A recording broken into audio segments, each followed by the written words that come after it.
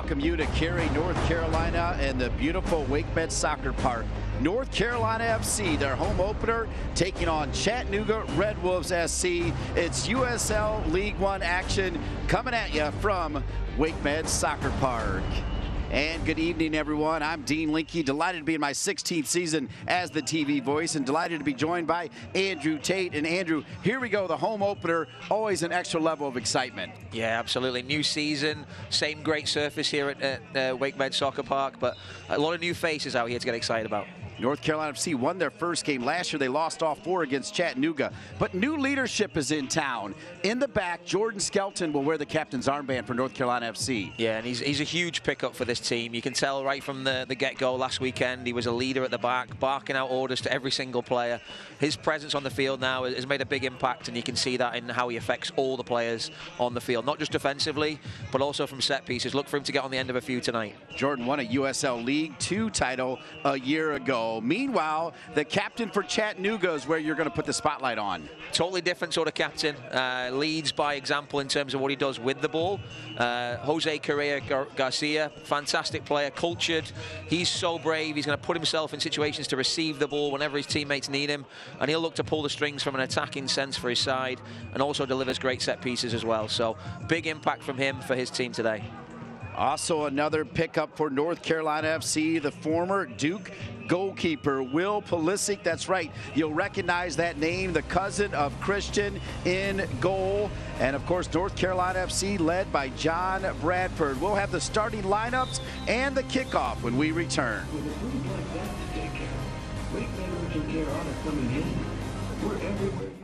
Continental Tire has been a proud supporter of soccer for more than a decade. We've been there both on and off the field for some of the greatest celebrations. Incredible. We've watched with you as the game and personalities have gotten bigger. We are proud to continue standing alongside you, supporting the game that gives us all so much. Together, we've shared thousands of incredible goals and celebrations. Here's to many more to come.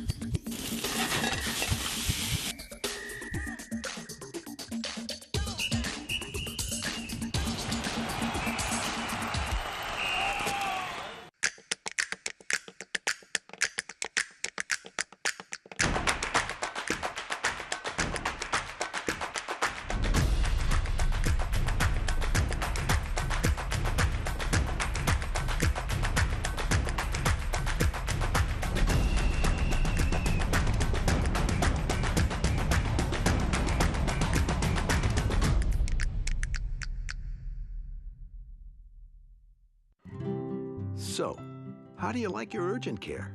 At WakeMed, we have urgent care just about everywhere. Urgent care that specializes in orthopedics and kids. MyCare 365, open every day of the year. Even virtual urgent care. Yup, urgent care in your jammies, on your tablet. So download the WakeMed All Access app and get urgent care that's caring, convenient, and just the way you like it.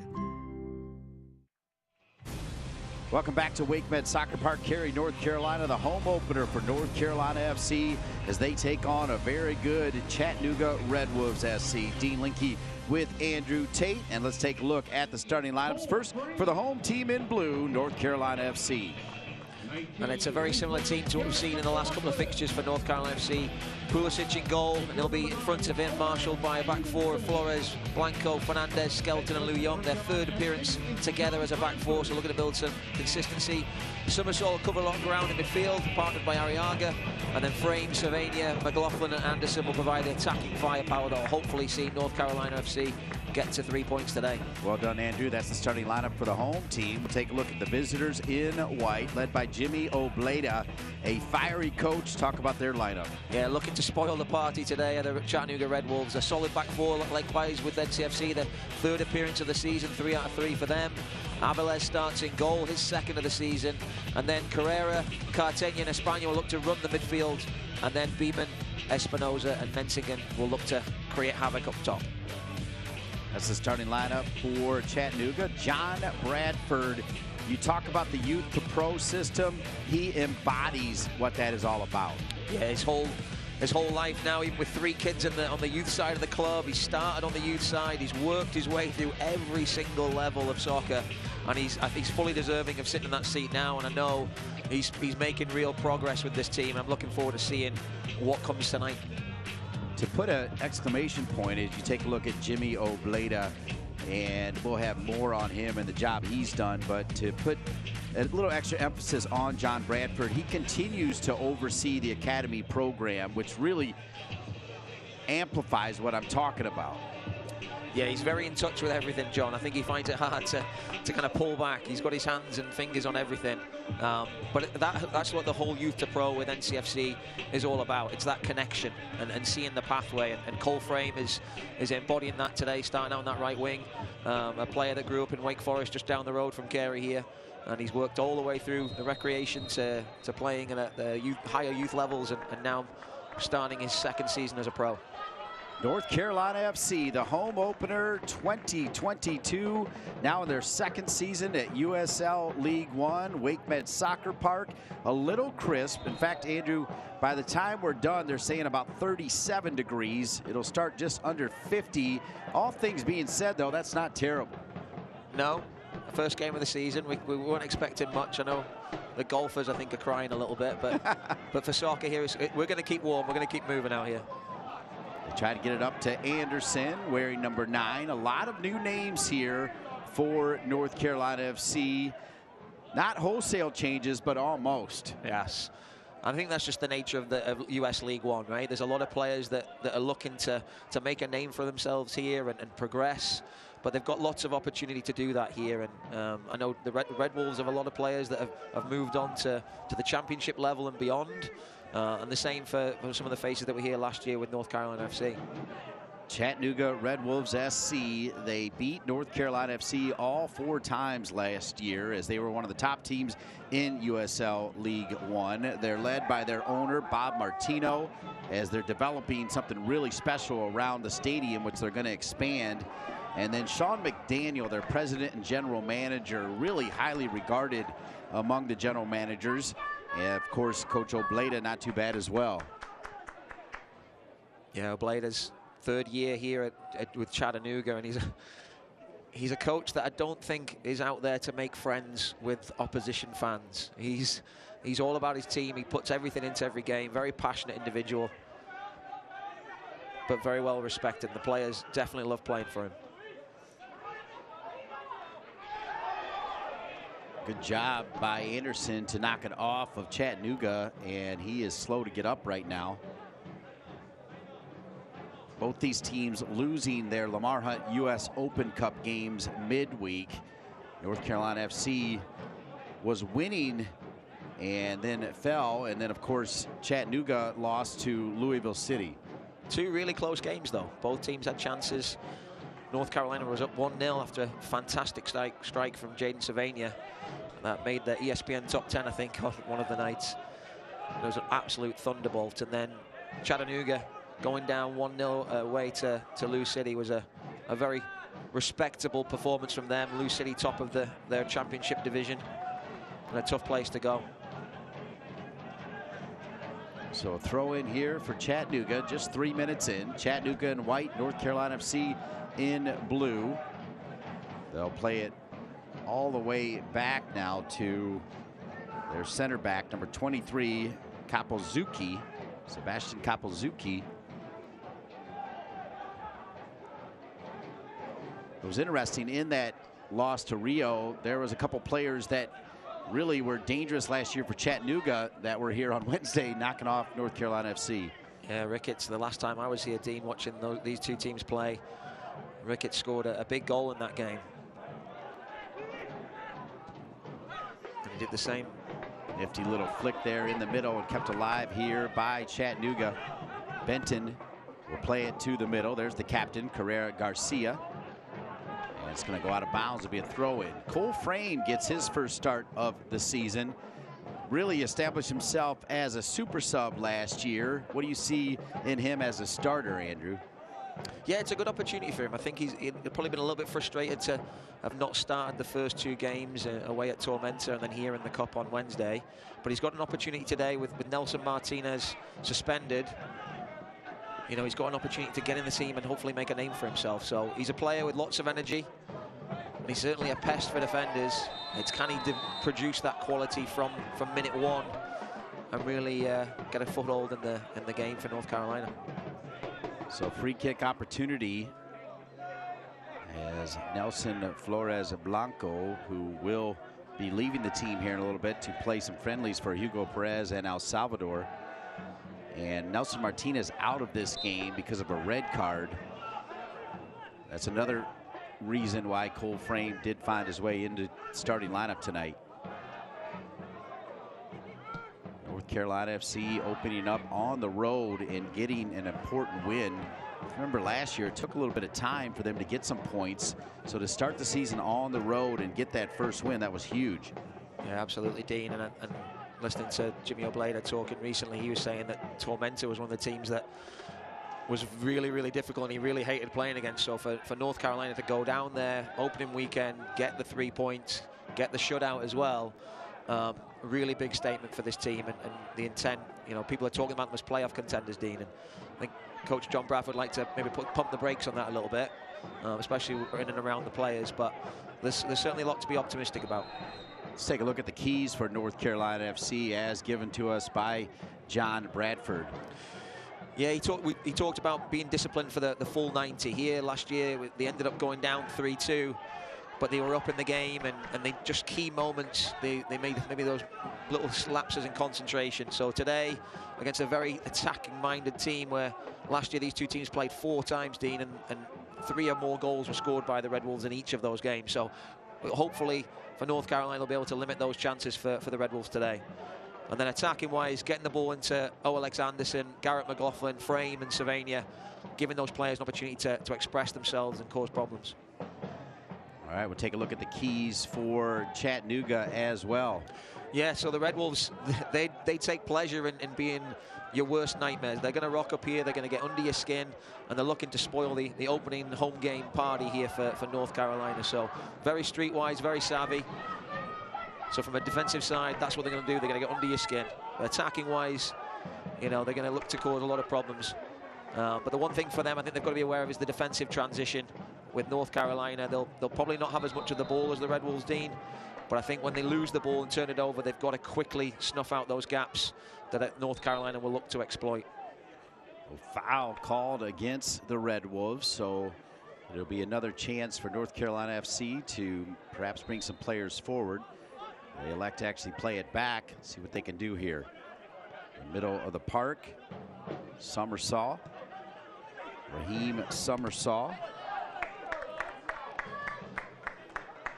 Summersaw with good size in the middle of the park. Yeah, he was excellent on Wednesday, Dean. I felt he really covered the ground against an athletic and high-quality Rio Grande Valley team. McLaughlin, and it'll be a handball. So McLaughlin now sets up a free kick for North Carolina FC.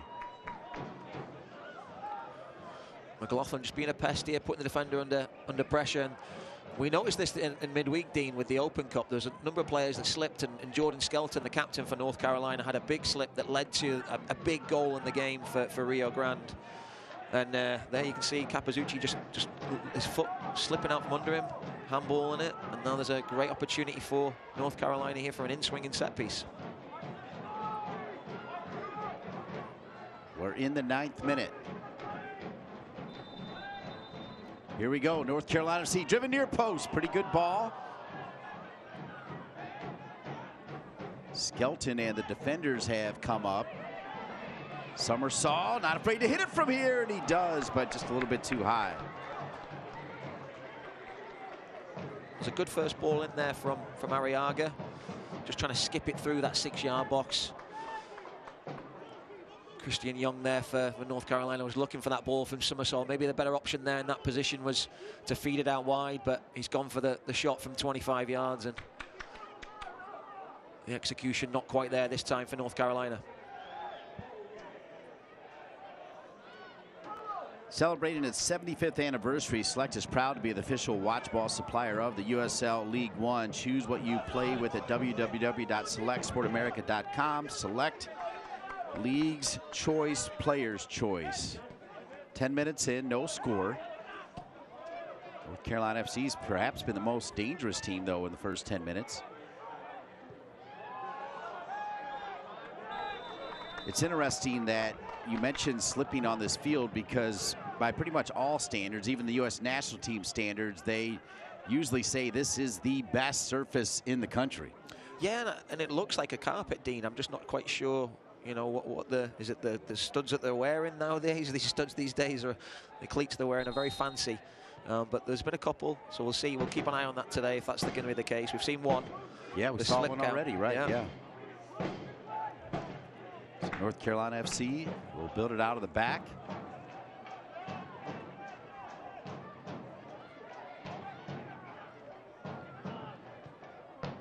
There's another slip, looked like on the kick right there. Good eyes, Andrew. So a throw in for Chattanooga.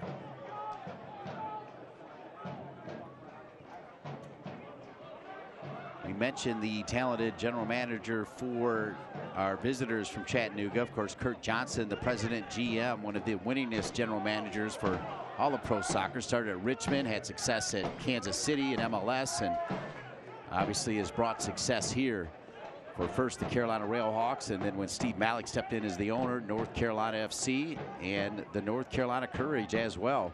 At halftime, I'll talk to Sean Nahas live, who's got the Courage on top of their 4-team bracket of the Challenge Cup. Good start to the 22 season for the North Carolina Courage. Yeah, both teams starting out really well. Courage in the Challenge Cup sitting top of their group with 8 points, undefeated. And just like this North Carolina team, a lot of new faces, a lot of optimism and hope. Not so much expectation, but at the moment that expectation will be growing with the positive start that they've had. Chattanooga from left to right. They now have it over on the right side. They've always been a really good possession team. Yeah, Dean, and in midweek against Lou City away from home, against the championship opposition, they had moments where they were really controlling the game in terms of possession as well. So a lot of very comfortable players on the ball and crafty and clever. There's a real good tactical battle, I think, on display today, Dean. So I'm enjoying it so far. Nice pickup in goal for North Carolina FC and Will Pulisic. I caught a lot of his games for Duke under John Kerr Jr. Outstanding goalkeeper in the ACC. And nice little pickup, get him on loan, and also will help youngster Holiday in training. And you know Holiday will get some time, but once again, he'll continue to learn under Pulisic. Yeah, as a young goalkeeper, you know, signed to an MLS team, you need opportunities to play. So coming here in an area, a town that he knows really, really well, he's got a great chance to express himself and get some opportunity while also helping, like you said, young Nick Holiday in his early days as a pro.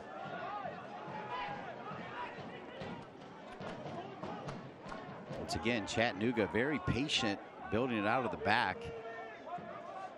They are playing with a purpose. Their intent to build it from the back so far, Andrew.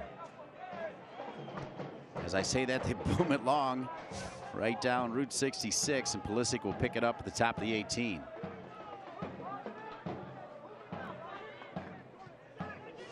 Turnover. This is where Chattanooga will make you pay.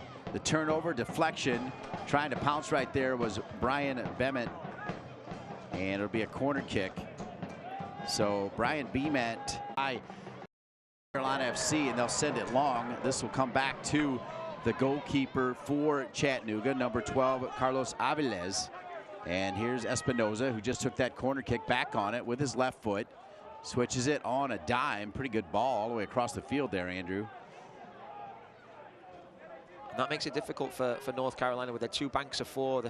The more that Chattanooga can stretch the field and switch play from right to left and left to right, it's really going to make it difficult for North Carolina to close those gaps. Player is down. Referee is going to let him play on as Chattanooga keeps possession, and Chattanooga earns a corner kick. And after all of that, I think there's going to be a yellow card. There is on that tackle.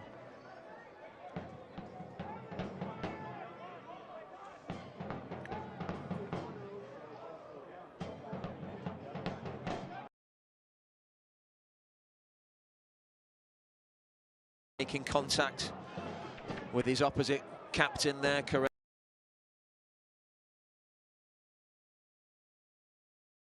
Try to possess and then drop it over the top. There could be some break. Chattanooga thought he used his hand. He gets knocked. Nonsense defender, so he loves to put in big tackles. Play with a little bit more caution in his game now. Nelson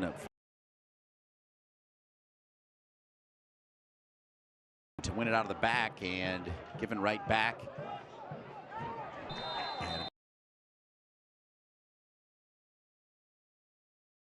And there's a yellow card. That was good play from Frame for his team, allow them to settle down a little bit. The game got a little bit next few minutes. John Bradford assisted once again by Mike McGinty, Tom Harris, Michael Milazzo, Andrew Scheck.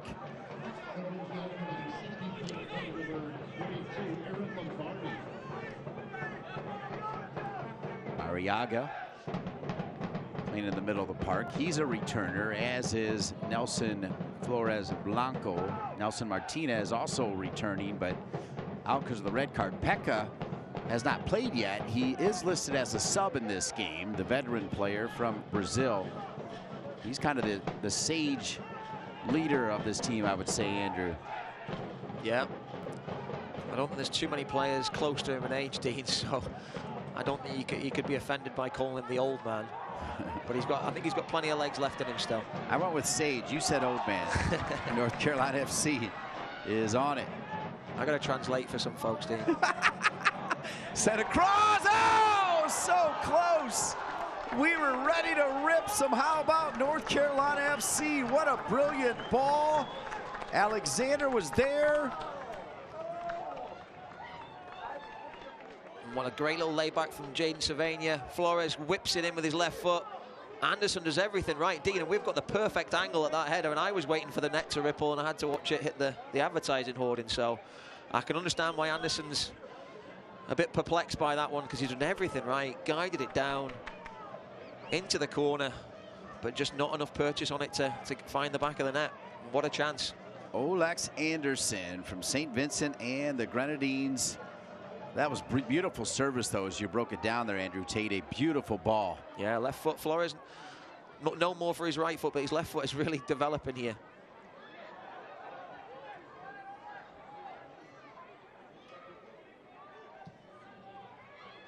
Some pressure on Aviles.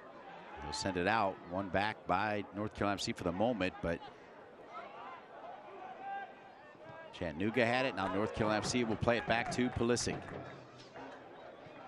Showing for Pulisic is Skelton, sitting on that yellow card, wearing the captain's armband. John Bradford saying that Pekka will also wear the armband at times. It'll stay down this time for Anderson. Anderson is in.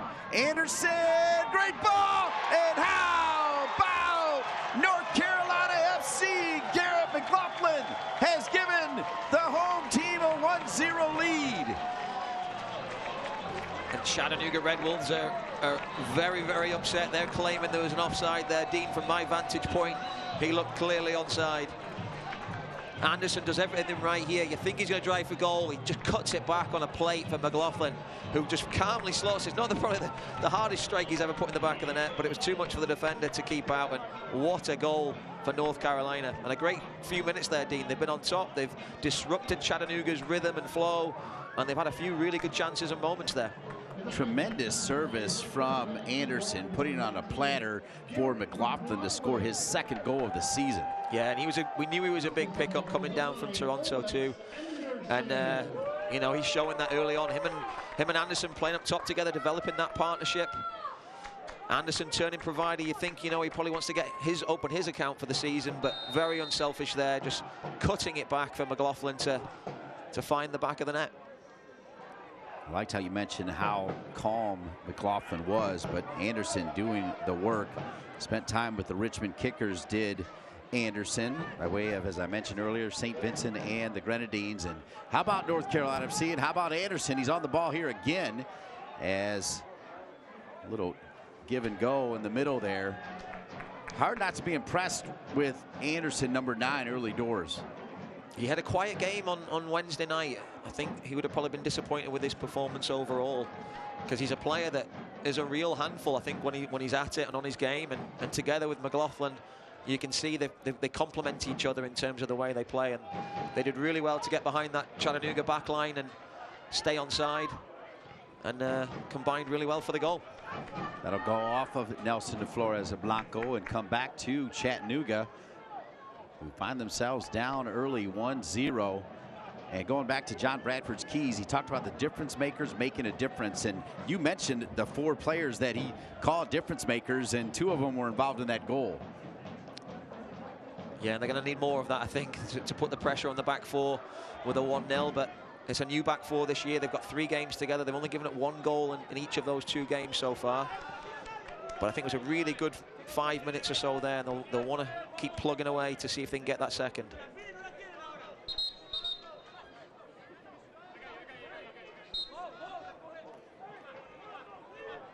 Fernandez, the center back mate with Skelton, will give it to Pulisic. Skelton on the right of Pulisic.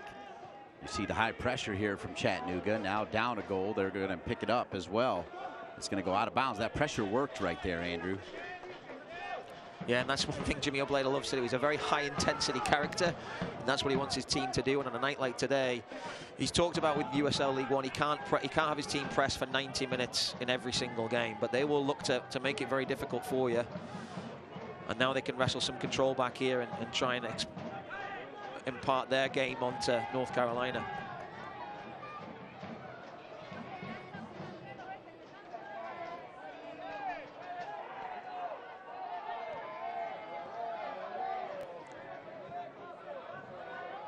Walking you up to minute 23. This is usually the time I'll turn and ask Andrew Tate his thoughts first on the home team, North Carolina FC. A nice start. Yeah, absolutely. They've created the 2 best chances in the game. They've taken 1 of them. And I think you can see exactly what Coach John Bradford wants his team to do. 2 solid banks of 4, trying to protect Pulisic's goal. Pulisic, I don't think, has had anything to do other than take a corner. And here we're just going to take a look here and see if it was onside or offside. The ball's in there. Oh, he's onside. He's way onside, because he's onside there, and the ball's played 3 minutes earlier. Yeah. So it's the right back, DJ Benton, that's playing him on. 100%. Great look by our crew, led by Caleb Waters and the gang. There's frame slipping. Yeah, there's another one. I hope it doesn't lead to a goal for either team. Some of these slips and mistakes. We saw it on Wednesday night, and it's just horrible when there's nothing you can do and you can't really put your finger on it. You haven't really made a mistake. It's just something that, a bit of bad luck.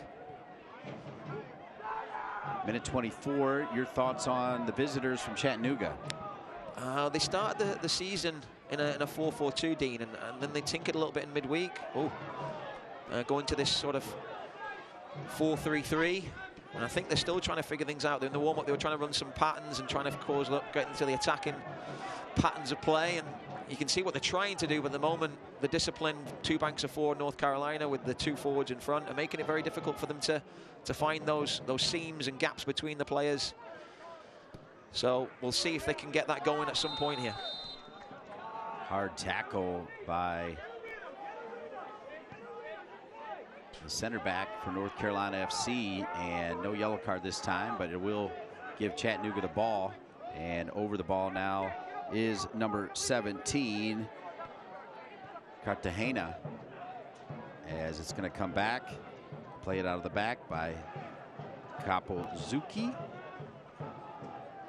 I just love Jordan Skelton just marshalling that line, not allowing them to retreat, making sure the spaces and the gaps between the defense and the midfield are really, really small, which makes it difficult for Chattanooga to break through.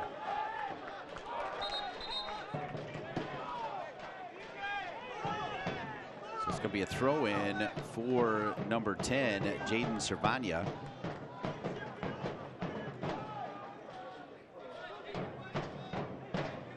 Servania, like Summersall, really good size, Andrew.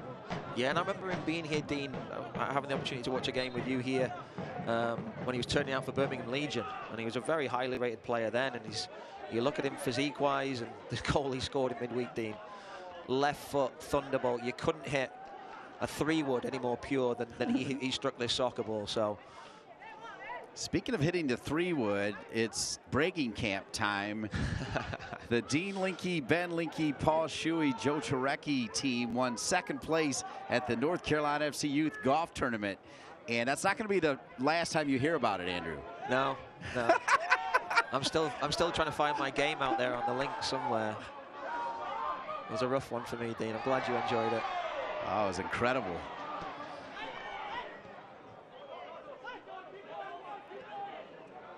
Yeah, good time down the road here in Cary, North Carolina at Prestonwood. That was just a Monday ago. Feels like yesterday. It was so much fun as it goes out of bounds. Gary Butte, the fine CEO of North Carolina FC, and his wife, you see Mako Medical on the bottom of the jerseys for North Carolina FC. She is one of the leaders of that incredible company, which especially during COVID, they really stepped up, but they have grown so much in this area. They play it over the top, down the middle, really good ball. Top of the 18, and running by at that time was Frame, so Chattanooga has it. 1-0 is the score. McLaughlin with his 2nd goal in as many USL League One games. A great start to his tenure with North Carolina FC. Yeah, exactly why they signed him, to score goals, lead from the front. And you can see he's a clever player. There was a free kick, I think, last week, which he whipped around the wall. And he's just got he's a very silky player. He's not a huge specimen in terms of physique and pace, but just a clever technician, good movement. And him and Anderson, I think, could be a really good pairing this year. And I think in listening to Jimmy Oblada talk about the USL League One this year, Dean, he was talking about the players that North Carolina picked up, and I think he was directly linking that to McLaughlin and Anderson up top, and that he really felt that they would be a team to be reckoned with. And he talked about a conversation he had with John Bradford during one of their games last year. He's like, next year, this team, with another year's experience, you guys will be right in the mix, right in the hunt. That's well said. You're right. I mean, Jimmy Oblada is fiery, but you have to respect his body of work at Chattanooga. They've won a lot of games. Yeah, it was great for me to listen to him and talk in depth on a number of different topics, ranging from his pre-game meal to lots of other things about, you know, rivals and things like that. Sent across. And Pulisic doing well there a moment ago, just to come out and get a head on the ball. It's key with the back line staying so high that Pulisic is able to come out and sweep up any through balls and dangers to prevent the Red Wolves getting in behind. We've got a whale on the head there, Dean.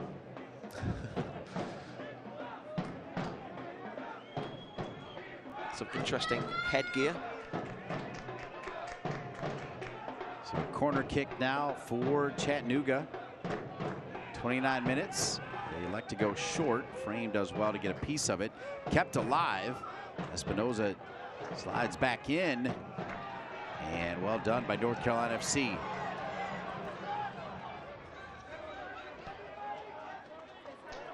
It'll come all the way back once again to Carlos Aviles. España plays it back. España takes off after that. He wanted it over the top. I think Flores Blanco was there for the cover.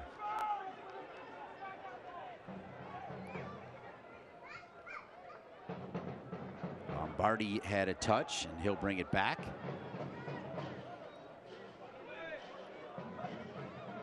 Kapozuki taking his time. There's not a lot of options, Dean, at the moment for this Red Bulls team. Well, you said it. The line of 2, 4, and 4 has been on point. Yeah, exactly. And they're working really well together at the moment, limiting those opportunities, making them play in front and around them.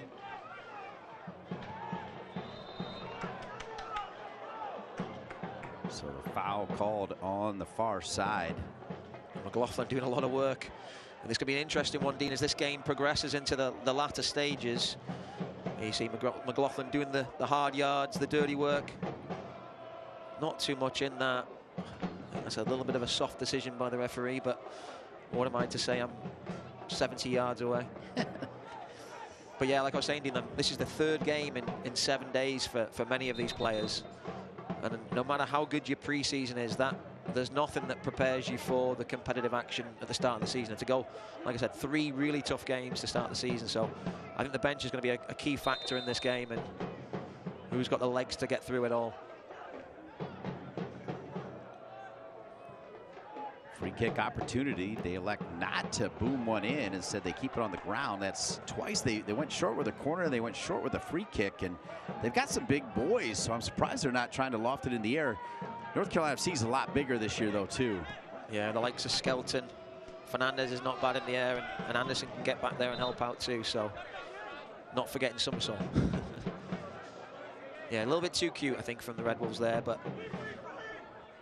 like you're expecting the big ball in, Dean, so, you know, sometimes just mixing it up keeps them on your toes, but at the moment, they're just not, things aren't quite coming off for the Red Wolves as we're 30 minutes in here. Oh, here we go. Oh, wow. Just missing on the far side. Good little touch. And Chattanooga so close. They'll say it was deflected, Andrew Tate. Did you see the deflection? It's a great little clip ball. Young does everything he can to deal with it, but it lands right on Mensingen's foot. And it looks like it may come off Young's toe there and going out for the corner. So he did well to recover after an unfortunate flick into the path of the left winger there. So 32nd minute. North Carolina FC trying to hang on to their 1-0 lead. Cleared out of there. Great header. This is a good spell for the Red Wolves. They're in control, creating a few opportunities. That was Christian Liu Young. And it's Christian Liu Young again, the right back. Another slip, Dean. Yeah. The brakes on. Right down the middle. Somersault will drop it over. Frame. They force him left. Oof. And Frame is dispossessed. It's a clumsy tackle there. Would have been a soft decision, but wasn't quite sure if he got the ball. Mensingen continues to be dangerous on that left side. We'll bring it all the way back now. Cartagena. Mensingen again. Deflected. Nelson Flores Blanco there, then Frame. Sent back in by Luna. Skelton eats those balls for breakfast. He really does. And I feel like he's smart enough, based on everything John Bradford said. He was at the kickoff luncheon in early March, and a high IQ player. So if anybody can handle the difficulty of playing with a yellow, the way I understand it is that young man can. Yeah, I think he's got a good head on his shoulders. He leads by example, so he'll have to keep that composure. But as a centre-back, you can't not go for headers and make tackles and things like that. So there's always that element of risk in what you do.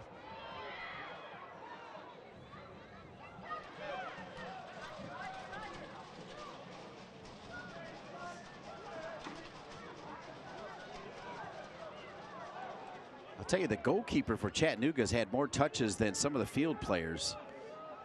They have played it back to him a lot. Yeah, really struggling to get the... Obviously, we've seen a little bit of Mensingen, but struggling to get Espinoza and Espana into those attacking areas. There's a lot of this where the ball's just been possessed in front of North Carolina, and for John Bradford and his staff and the players, this is exactly what they've worked on, exactly what they were hoping for. But it's that focus and discipline that they're going to need to maintain throughout the 90. Good work again by the right back, Christian Liu Young. And I think it's fair to say, I think John Bradford would even admit it, because, you know, Martinez fancies himself more of a central midfielder, played a ton of right back. If Liu Young can step up and be the right back, that'll be huge. Frame probably had a chance to pop it. Cervania, and there's that left foot. He cranks it, but it's high. I was just thinking to myself, Dean, they're looking for the ball in behind a lot, North Carolina. Could they look for it to feet? But it's a great run from Garrett McLaughlin initially that sets us off. And Frame here trying to get a little cute, looking for Anderson, who sets it. Cervania just trying to shift it out of his feet, but doesn't quite get the purchase on the ball that he's looking for, and hits a field goal. But you can see the threat there when they win possession.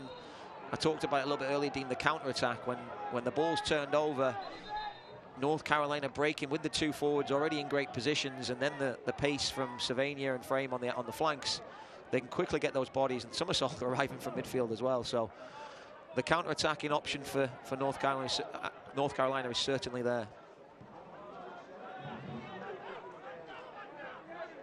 Another part of the story for North Carolina FC is they're sharing the ball. They're being selfish. Frame probably could have popped it.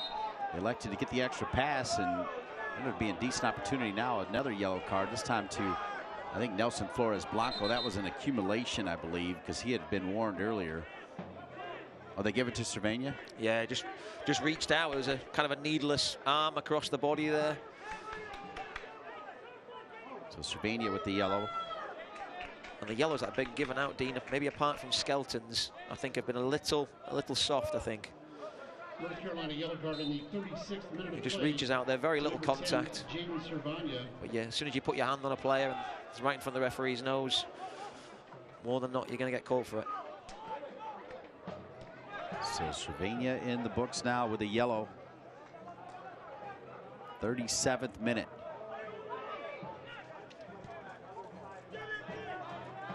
Over the top, and it's going to roll out of bounds. It's an Eastern Conference clash on ESPN Deportes when Detroit City FC welcomes Birmingham Legion FC. Don't miss the Motor City take on the Magic City Friday, April 15th at 7 p.m. Eastern on ESPN Deportes. Here at WakeMed Soccer Park in Cary, North Carolina. Alongside Andrew Tate, I'm Dean Linke. Delighted to be with you for the home opener for North Carolina FC. USL League One action, and the man on the ground right now, McLaughlin, has the only goal of the game. It's 1-0 North Carolina FC. I'll be surprised if Luna gets away without a yellow card based on the others that have been dished out so far. He's trying to get away from the scene of the crime. The referee trying to call him over. I don't know if the referee was going to give that until he'd gotten the mouthful from some of the North Carolina players there, but based on the fouls and decisions that have been given so far, I think in keeping with the consistency there. But it's a great little header from Anderson initially, flicks it onto McLaughlin. And McLaughlin with a clever little Cruyff turn through the legs of Luna, who wasn't going to let him escape, and picks up the yellow. Trying to find Frame, but it goes back to Chattanooga. North Carolina FC 1, Chattanooga 0. USL League One action, WakeMed Soccer Park. We're in the first half. Stay with us at halftime. We'll take a look around USL League One. We'll visit with the head coach of the North Carolina Courage, Sean Nahas, and we'll also have the first half highlights. Espinoza goes down. It looked like almost an invisible tackle there. Nelson Flores Blanco.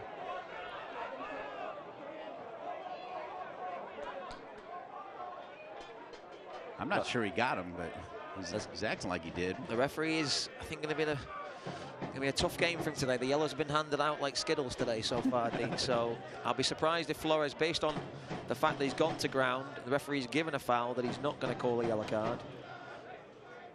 And that's where Chattanooga are saying, hey, everything else was a yellow. Why is that not one?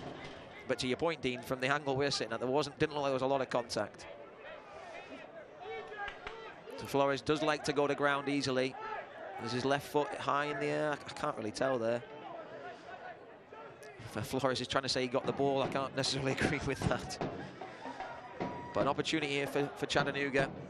And I think it'll be Carrera, the one that will deliver. Two-man wall for North Carolina FC. Carrera and Espinoza over it. Dr. Tate calling for Carrera, number 10. He's going to step over it. Espinoza with his left, trying to get it back to Carrera. Planned play, and he'll run out of bounds there. It'll come back to North Carolina FC.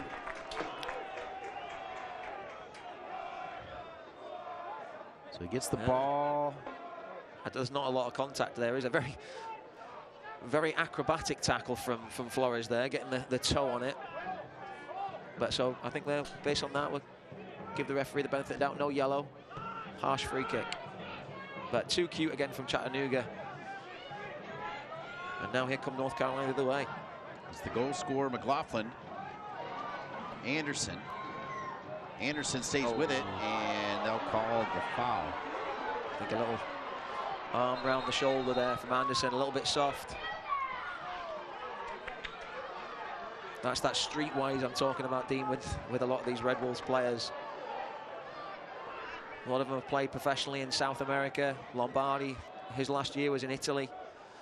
They know how to win a foul, how to get out of difficult situations at times. And you know, the challenge for North Carolina is that they're not going to be upset or quitting anytime soon. They'll find a way to be a nuisance here. It's up to North Carolina to stay disciplined and keep those partnerships and connections working. Hearing the wisdom of Andrew Tate. Great to have him in the booth this year, as that one is knocked out of bounds. It'll be a corner kick. So corner kick, Chattanooga. Good look at Cole Frame. He's been on both sides of the ball, Andrew Tate. Obviously offensively a spark plug, but doing the work defensively. Yeah, and I don't think in this John Bradford team that you can get away with being a luxury player and not putting in the effort. There's a lot of industry and endeavor from every single player. They know their roles. And ooh, one bounce though right to Pulisic. Menzingen is determined to get one here. Yeah, and he's probably been the one bright spot from them. He's caused Young a few troubles out there. Yeah, I agree. And it seems like sometimes he doesn't start, but anytime he's on this field, he's always pretty dangerous. Yeah. He loves to go at players. He's always going to ask a question. There, he just does it again. Right, even laying on the ground. It's been a lot of fouls, Dean. Been quite chippy. Crowd making some noise here for the home opener for North Carolina FC.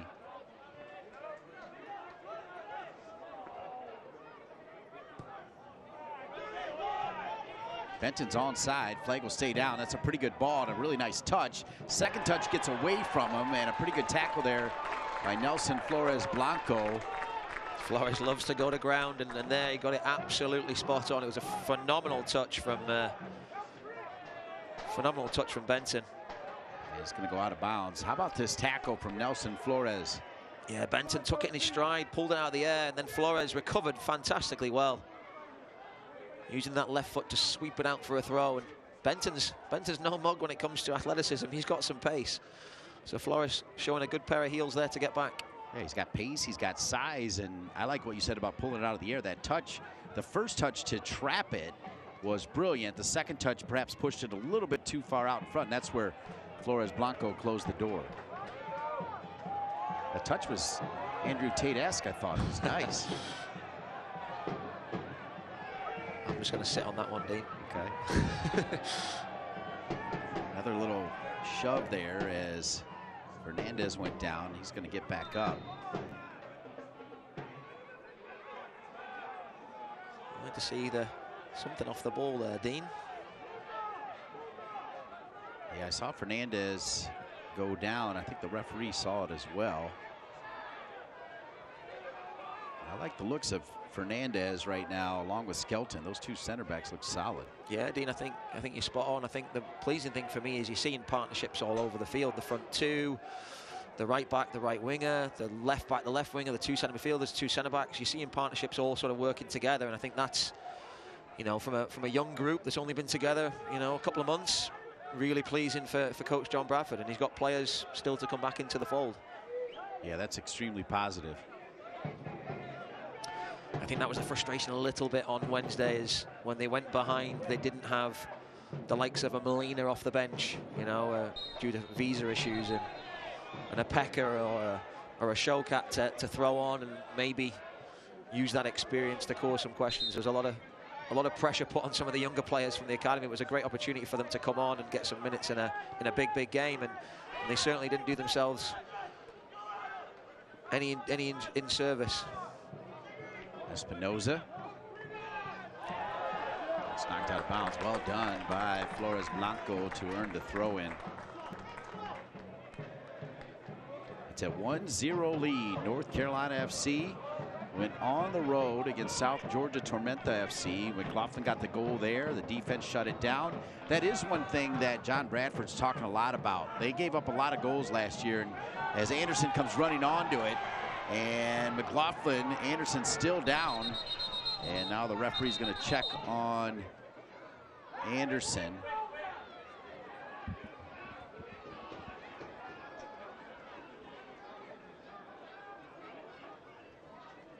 you could see the referee signal to his head, concussion protocol. Yeah, whenever there's a head injury, the referee has to stop the game. I think it was just a coming together.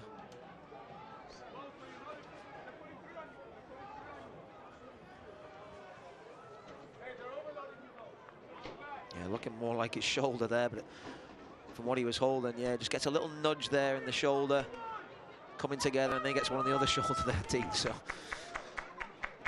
yeah, I'm just seeing Coach Jimmy O'Blader there, really getting some choice words across to Espinoza down this right-hand side. I just don't think he's seen enough from him, and looking to get him on the ball and cause a problem for Flores. But there's certainly some frustration in the Red Wolves ranks. I think there'll be a lot to figure out going into the second half. Yeah, you can see some of the players getting a little chippy with North Carolina FC, and sometimes even talking to their own team. And then you just mentioned Coach O'Blada. And the issue with Espinoza is he's been dribbling right into traffic. That'll make a coach nuts. Menzigen. Somersault, right place, right time.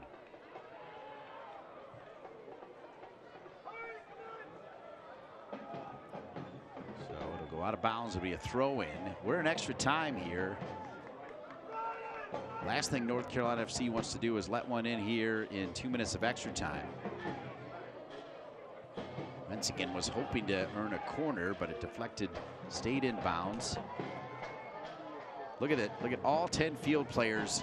They're within about 20 yards of each other. They're all together. Now here's Espinoza. Let's see if he can make this pass. He's been dribbling in trouble, and wow, scary times right there. Oh, now they're going to bring it back, and wow. The referee giving a foul outside the box? I don't know about that. Wow. I think, I guess that we can meet halfway, Dean. We're saying it's a foul, but maybe a soft penalty. Here we go. Take a look at it, Andrew. I mean, it definitely looked outside. There. Oh, no, it was outside. That's a good call. Yeah, I guess it's tough to tell. If it's on the line, it's a penalty. But from where the initial contact were made, I can go with that. The referee doesn't have the advantage of what we're looking at, right? He doesn't have the replay. I can live with that. Coach Jimmy O'Blade, I think, wants to get out the tape measure and see if it went for a first down or not. But yeah, well, we'll need another look at it. But on the first look, yeah, I felt like it was exactly where he put the ball down. Yeah, on the first look on there, live, Dean, I thought penalty. Right? Did you feel the same? Yeah, we'll take a look at this free kick first, though, and we'll get a look. We'll see what may not matter, because Chattanooga might be able to score from here. This is dangerous. Everyone back for North Carolina. Espinoza keeps it on the ground, and a swing and a miss there by Menzigen. And Anderson going the other way. North Carolina FC. Oh, that's a pretty good ball. As Frame will run it down. Frame here. The numbers are good. You're right, Andrew. 5-on-3. Cervania is pushed, and that should just about do it, and it will. Through one half in a very physical contest. In the home opener, it's North Carolina FC 1, Chattanooga 0. Yeah, and I think they're full value for the lead at this point, North Carolina. They've done exactly what they came out for, and we're excited to see what happens in the second. It's 1-0. Stay with us at halftime right here.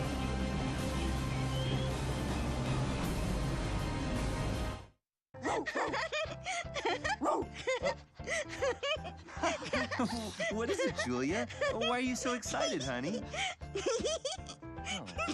Oh, hey, do you want to use your talker? With Julia's autism, using a talker can help her find the words she wants to say. My dog. You want to do something with Rose, Julia? Play ball. Do you want to play catch with Rose? Oh, I think Rose is excited to play catch too.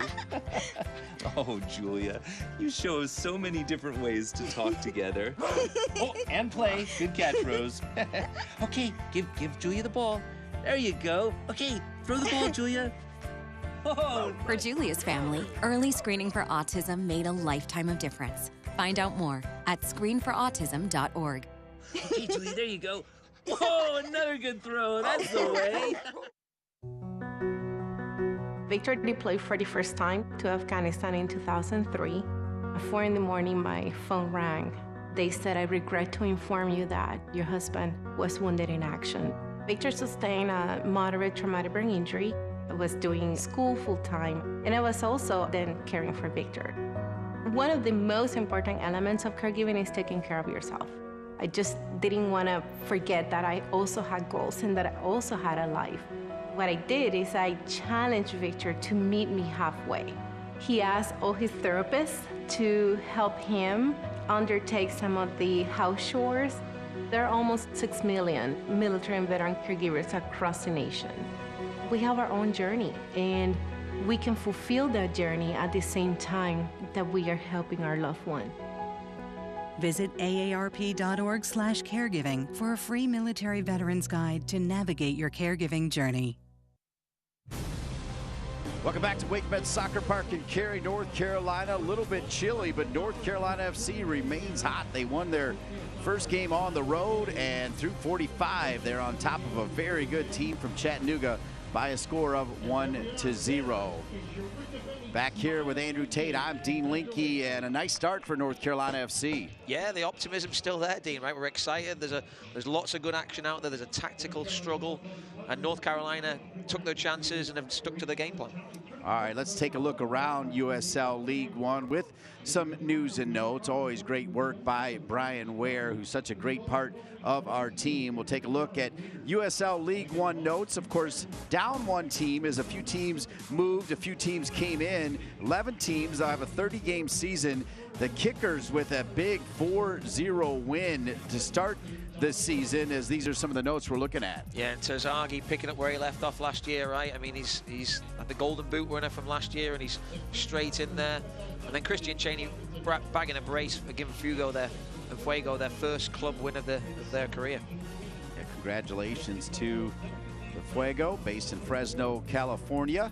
USL League One news and notes reminding you the top 6 make the playoffs. Omaha winning the championship a year ago, and Greenville is always right there.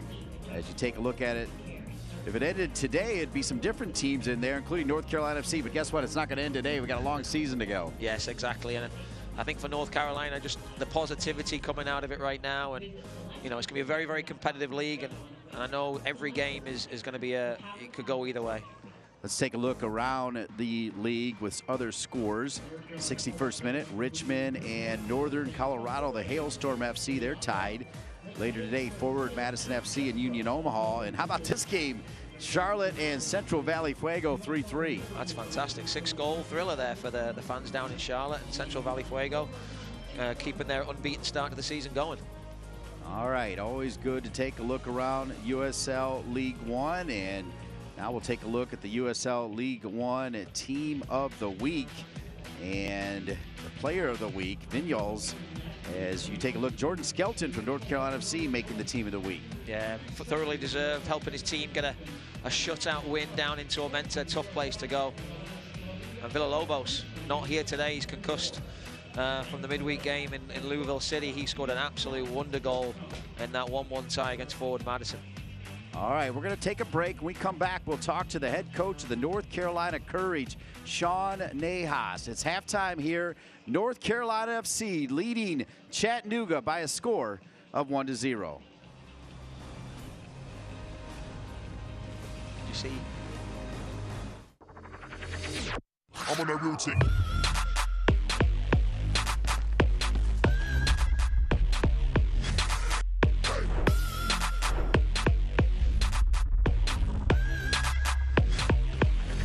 I'm on that routine.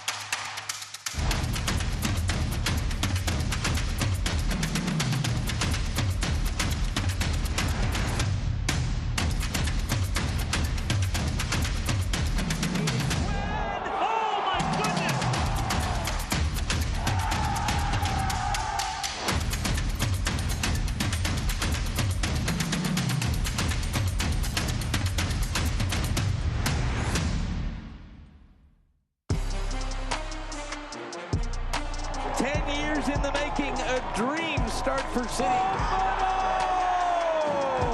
Maxi Rodriguez, what a stop by Steinwasser. What a debut for the Legion. Marlone. What a goal from Marlone. What a save, Van Ogle.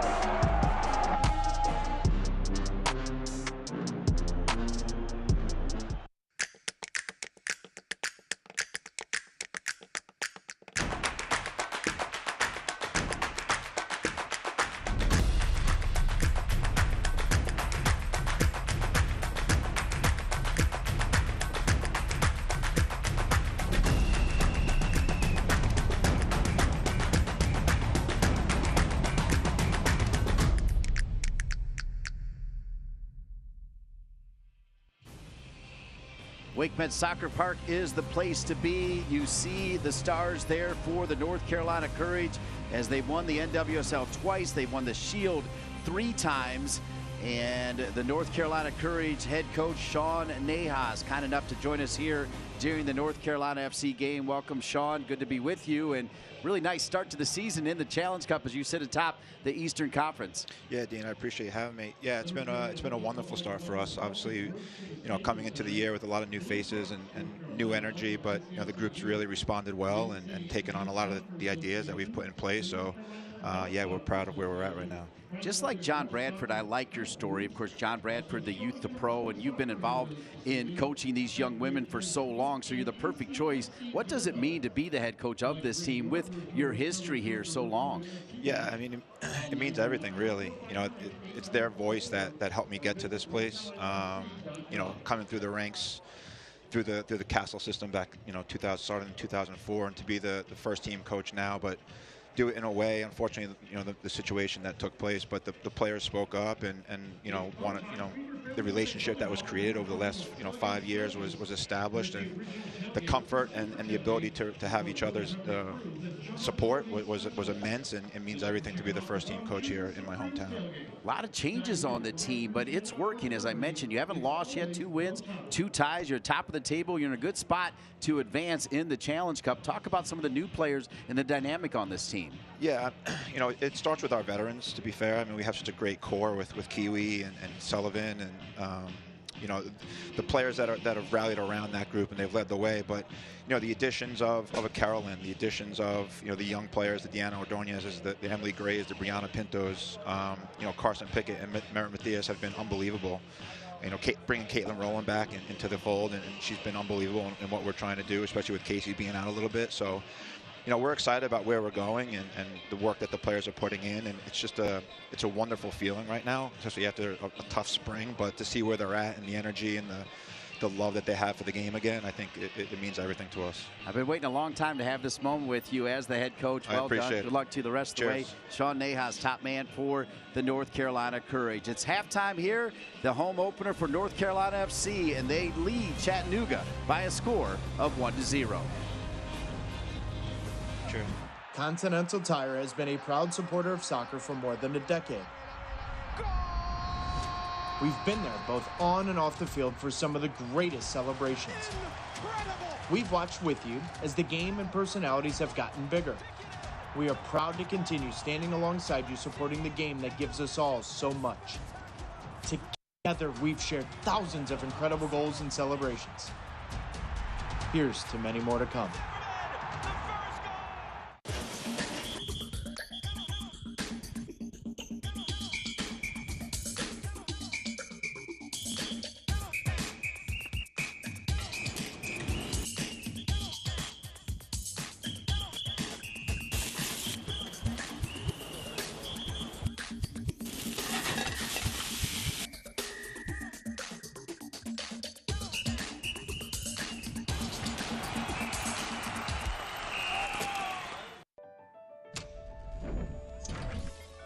At Strategic Systems, we understand that a reliable IT infrastructure doesn't just materialize by itself.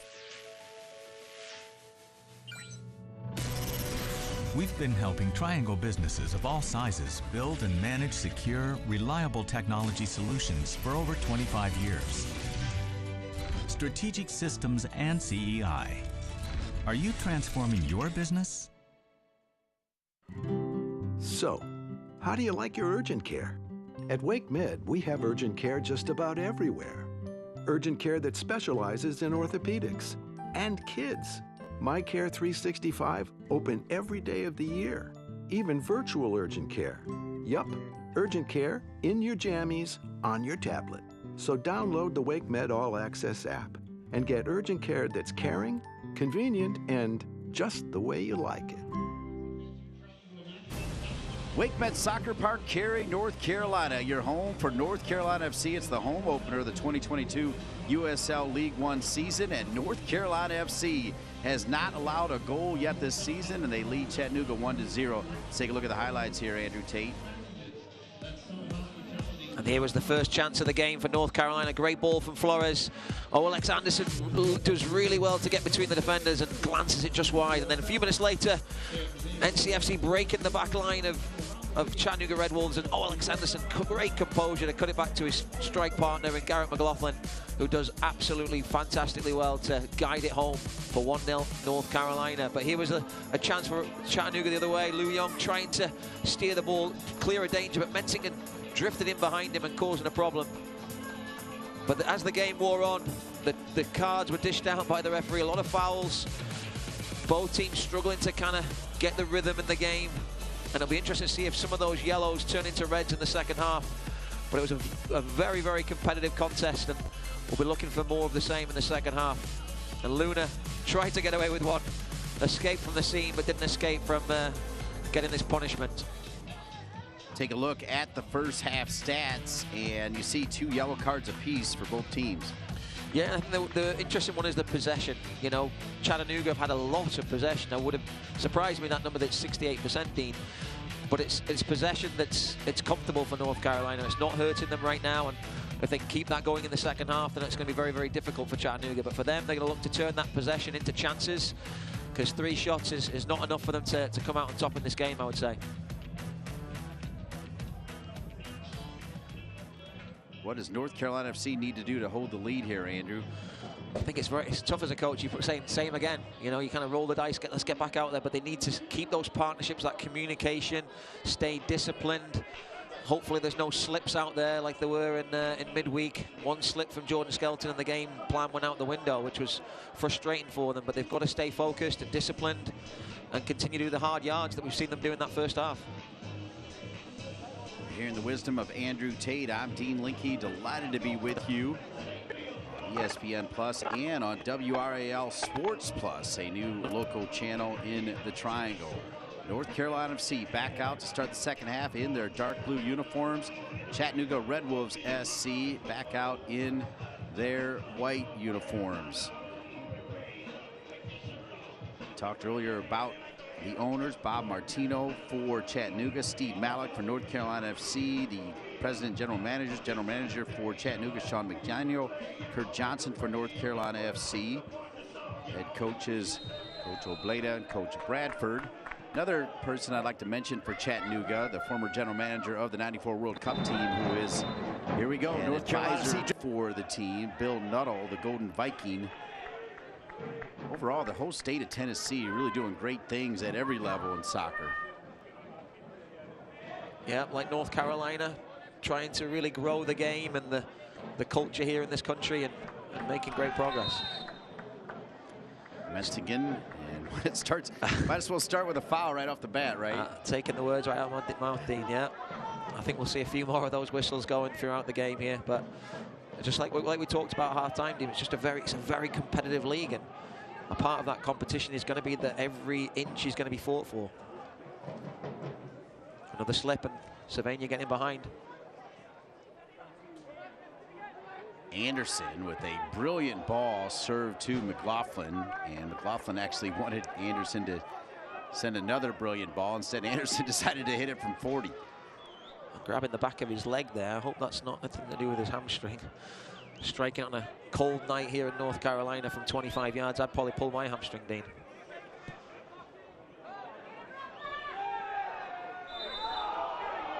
Yeah, you don't want to see that. I like what you said earlier about the combo up top. I also liked how you talked about the 2 center backs, how you talked about the left back with the left mid, And those two up top, you're right, McLaughlin and Anderson, they look like a nice combo. Yeah, and I'm really, really impressed with Anderson today. I was disappointed with him on Wednesday, if I'm honest, Dean. I felt he had a really quiet game and struggled to get into the mix and into the flow of it. But tonight, the two of them, McLaughlin and Anderson, have been a real handful for the two centre-backs for the Red Wolves. And Anderson especially, I think, just getting on the end of things, getting flick-ons, being a real nuisance. Teams will switch sides, so we'll have Frame in front of us, and we'll also have Christian Liu Young. My first look up close at the new right back. I started to talk about that in the first half, the fact that really that was an issue ever since DJ Taylor made the jump up to Minnesota United FC, and another great example of the youth to pro as he came through this system, played here, now is playing at the top level. But right back's been a little bit of a puzzle the last few years. Yeah, and Nelson Martinez obviously is out suspended today, played in central midfield the first 2 games, and he looks very settled in there. So that might be his natural home, natural position. It is. And I think Christian Liu Young, sorry, when I watched him on Wednesday night here against Rio Grande, I thought defensively 1v1 he did a really good job. You know, you look at him, he's got a good sort of stature to him, but 1v1 he was very good, and he got forward and had a hand in the goal that Sylvania scored, and you know, he looks a prospect, that's for sure. Walking you up to minute 49. McLaughlin with the first half goal. Here's Frame trying to play it to himself. Nice work defensively by Lombardi. So Lombardi quick with the throw-in as he throws it to the captain, Carrera. Chattanooga missing a couple big-time players, and they've got a couple more internationals coming over, including, from what I hear through the pipeline, a couple from Venezuela. I think you said one of the players from Venezuela might even be listed on the bench. Yeah, they've got a few superstars on the bench at this level in terms of Andres Hernandez, the recent signing from Venezuela, international player. Then you've got Ray Ortiz as well, and David Texera as well. So there's some firepower on that bench for Chattanooga, and it'll be interesting to see how long before they enter the fray. Yeah, you mentioned Texera actually played for FC Dallas against North Carolina FC several years ago. Yeah, I remember watching him play. He was a really talented player, and I think in the 2 years he was with FC Dallas, he scored 10 goals in 40 or so games. So, you know, 1 in 4 at that level, you know, MLS level, is really, really impressive. Lombardi collides with McLaughlin. McLaughlin gets enough of it. Frame will knock it off of Chattanooga. It'll be a throw-in for North Carolina FC. McLaughlin was thinking about throwing it early to Anderson and said he's going to leave it for the new right back that we've been talking about, Christian Liu Young.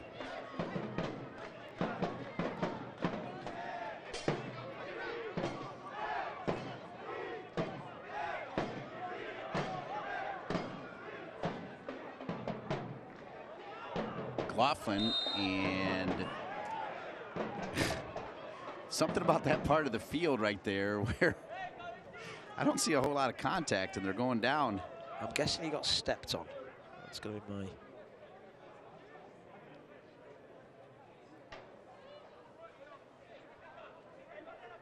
McLaughlin, the outside of the foot touch to Anderson, looking for it there. He just does really well to get his body between him and the defender. Maybe he gets a little step on there, I don't know, looks a little soft. But I think that's part of the game now. The NCFC trying to match that streetwise savviness that the Red Wolves have, and it's certainly been back and forth, Dean. I don't think anyone's winning that battle at the moment.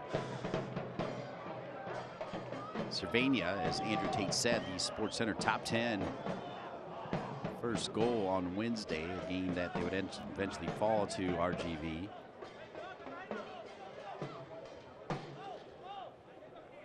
John Bradford's going to leave it. A little bit of game management here. Why not? With a 1-0 lead. Yeah, and that's the other thing I was starting to talk about, the fact that, you know, last year North Carolina FC gave up a lot of goals, and this year they already have 1 clean sheet, and John Bradford spent a lot of time with me yesterday talking about the importance of clean sheets, defensive discipline, and, you know, breaking it down to a sentiment of 90, you know, the entire 90. Yeah, they were able to do that down in South Georgia just this last week. You know, they got that 1-0. They were even down to 10 men for a good portion of the game. So they've shown that character, and I think that's the the lessons that this young team is learning and the partnerships that are developing. They've all got to be in, fully focused, communicating, organised, if they're going to have some success. Because they were good last year, Dean. They were in all the games. Just little moments, little lapses in concentration, which often happen as a youthful team. Menzigen in and knocked away there by Fernandez, and Fernandez did it without giving up a corner kick. That was strong. Yeah, and I love the appreciation from his fellow centre-back Jordan Skelton and captain, coming across, giving him a big hug, showing that respect and acknowledgement of a job well done. Taking a chance there, trying to shield that out and he's across his own 6-yard box, but Fernandez did really well there to not only get rid of the danger but win the ball back for his team. Don't miss a minute of the action in 2022. Whether your club is on the road or at home, catch nearly every second of USL League One action on ESPN Plus, the home to the USL, MLS, La Liga, the Bundesliga, UFC, and so much more. Sign up today at plus.espn.com.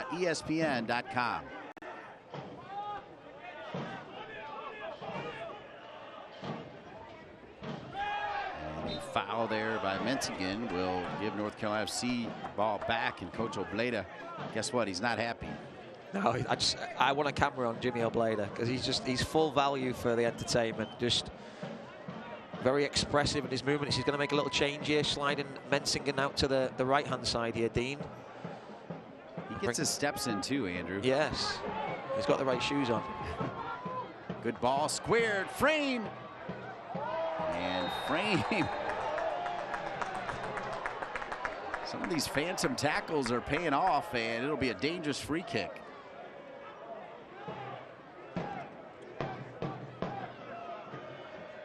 Flores picking out frame. A little bit heavy first touch. And frame steers the ball past Cartagena and then goes down in a good area for North Carolina. Once again, I think we've seen a few of those calls today, Dean. Soft fouls, but I'd say the referee's been consistent. They've been given both ways. But this is Garrett McLaughlin territory, I would say here, Dean.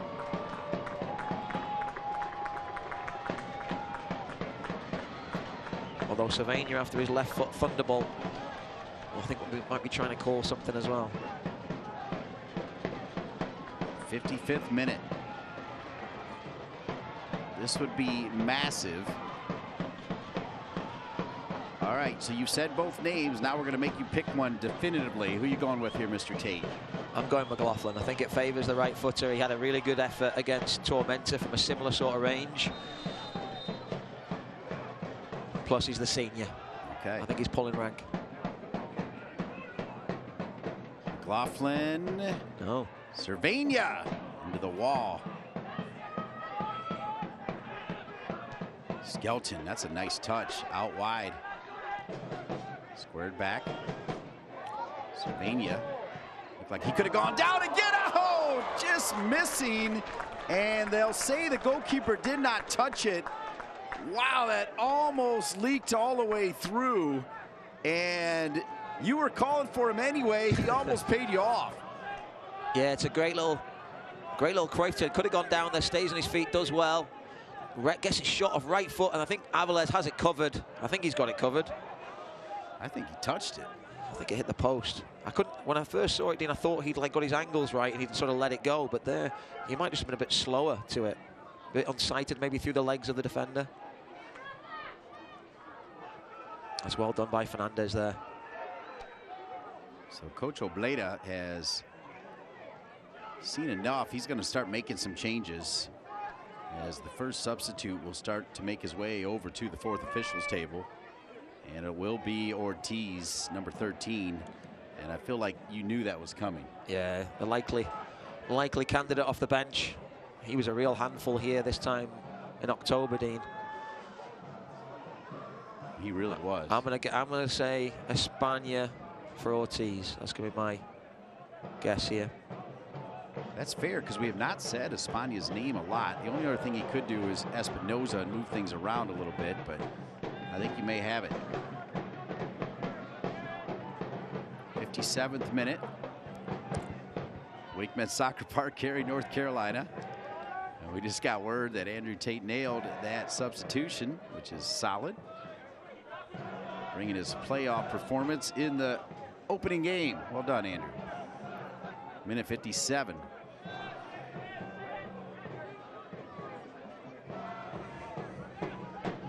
But Dean, you just look at the organization of North Carolina. The front two now has changed to Frame and Sylvania, and you've got Anderson and McLaughlin filling in on the flanks. But here comes Chattanooga. Espinoza. This time gives it up. It's a pretty good ball. Fernandez does well to keep it in bounds. Here's a change. 41, okay. There we go. Oh, I already gave you credit, though. Well, I was giving you credit. I think you misread my credit. My credit was for you. I felt you were right. Okay. And then it was going to be Espinoza, but he's flummoxed us all. It's B-Men instead. Yeah. Okay, I thought you were celebrating. No, I was trying to say, Dean, no, you're right. Which we knew couldn't be, so throw in here. Minute 58. Luna. It's worth mentioning again, both these teams, 2 yellow cards apiece in that first half, and it started to get really chippy after the goal from North Carolina FC. Red Wolves sub in the 58th minute of play. Coming out of team number 41, Brian Diamond. Coming in number 13, John Bradford, the top man. I thought he handled last year really well. The budget was not huge, ton of young players going against teams that were loaded, and he's a winner. I mean, he's won so many games at the academy level, has really represented North Carolina FC youth so well, but he got through it and grew from it, and now he's saying he's going to get this team in the playoffs. That's the goal. It'll be a foul right there. It'll be a free kick opportunity. Wow. It's another really close call as well. You've got to be careful putting your foot in today, Dean.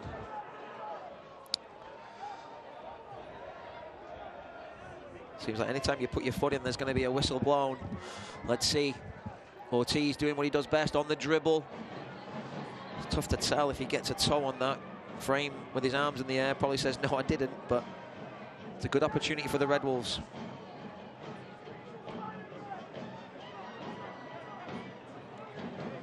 And I thought it'd be Carrera last time. I was wrong.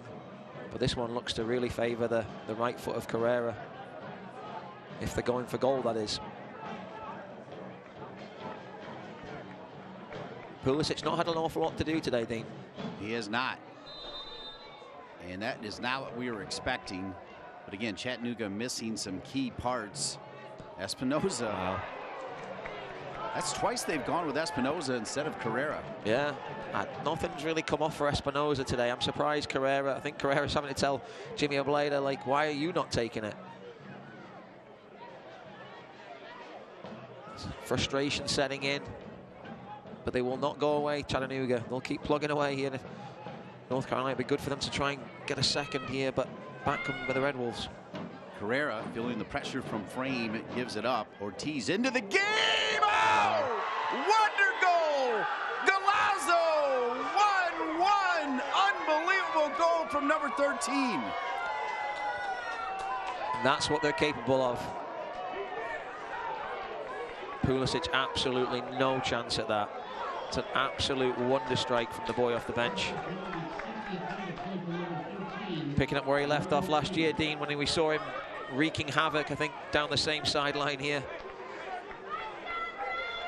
But he picks it up in no man's land here. Little shift to the left, back onto his right, and just whips it into the top corner. Pulisic hanging in the air to try and get that outstretched arm on it, but it's an absolute worldie of a strike. Left fingertips, he's almost there, but that's an unstoppable strike. Off the bench and straight in with a wonder strike, to say the least. A thing of beauty there from number 13, Ray Ortiz. And Andrew, you just talked about the fact that Will Pulisic had not been busy, and then he found himself picking it up out of the back of the net on a shot that I don't know if any goalkeeper could save. I mean, it was struck perfectly. Yeah, and I think the disappointing thing for North Carolina is, you know, that Ortiz is good on that right foot. He's looking to come inside, and they just give him a little bit too much room. And when you give quality players room, it's more often than not bad things happen. Oh, Pulisic, okay. But the change, obviously, the change that Jimmy Obleda's make, bringing Ortiz in, obviously it speaks for itself. He scored, but pushing Mensingen into that number 9 role and Espana sort of playing alongside him, it's paid its dividends already. You cannot ever sleep on Chattanooga. You had already talked about the superstars on the bench, and you picked Ortiz out early. And it reminds me, if you remember last year, Holiday made his debut in Chattanooga, stood on his head. I think he had 10 saves.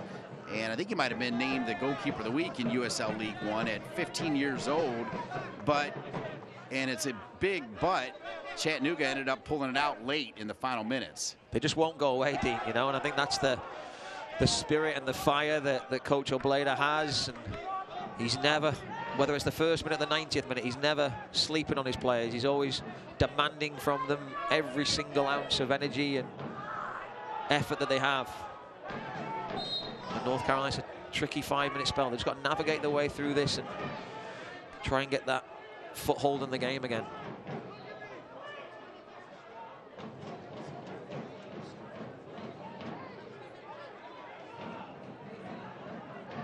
Minute 63.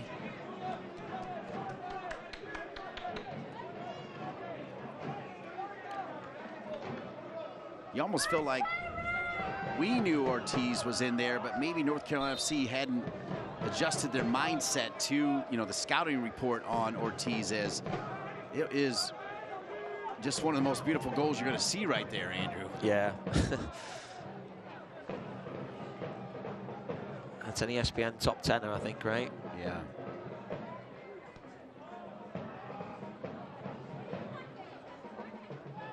Summersaw comes over to help.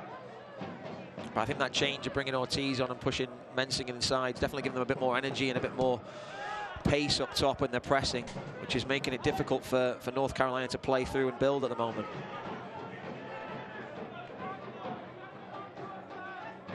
Lissig, that is twice he's come out, and we'll give a yellow card. So another yellow card. This one will go to Espana. Let's take a look at the wonder strike, the Golazo, though, from Ortiz. And he's just going nowhere. You think here that the attack's done, they've dealt with it. And he just bends it around somersault into that top right-hand corner and past the outstretched arm of Pulisic. And you can't hit it any better than that from 25 yards. But it looks to me like they've kind of gone back to the formation they started with at the beginning of the season, and that we saw a lot last year with Chattanooga, and more of a 4-4-2 with, you know, the 2 centre midfielders kind of holding, and then the 4 attacking players, the 2 wide players, the 2 centre forwards kind of pushing onto the defenders for North Carolina. So it's kind of like for like now, Dean.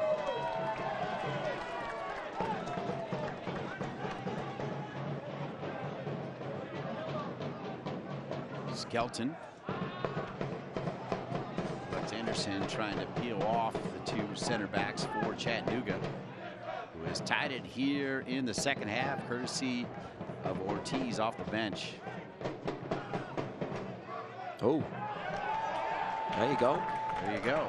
Mistake in the back will be a corner kick. Corner kick, North Carolina FC. That's just what North Carolina needed there. They were tricky 5-minute spell there where they couldn't really get anything going, and now a little bit of pressing. Little mistake from the Red Wolves, and we'll see if Jordan Skelton can get on the end of this.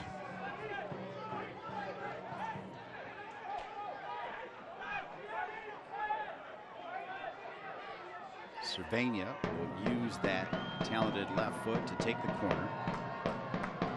All right, Skelton is moving around. Let's see if they can find him. It's loose in front. Still loose, a little push from behind, and knocked out of there. Summersaw's touch not there, then that's a foul on Summersaw. They're gonna let it roll on. They may come back to that. Mensingen, he's got a man open on the other side. Mensingen finally gives it up. They wanted the flag, Espinoza denied. Still loose, Ortiz battling, top of the 18, goal. Chattanooga. Espana, who just got the yellow card, has made it 2-1 Chattanooga.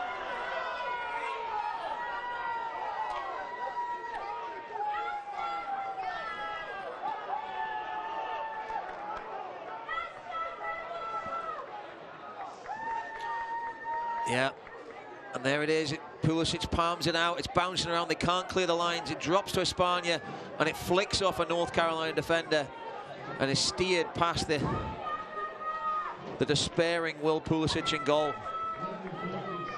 But this is the tale of the tape, really, with Chattanooga through the last 4 games last season. They just won't go away.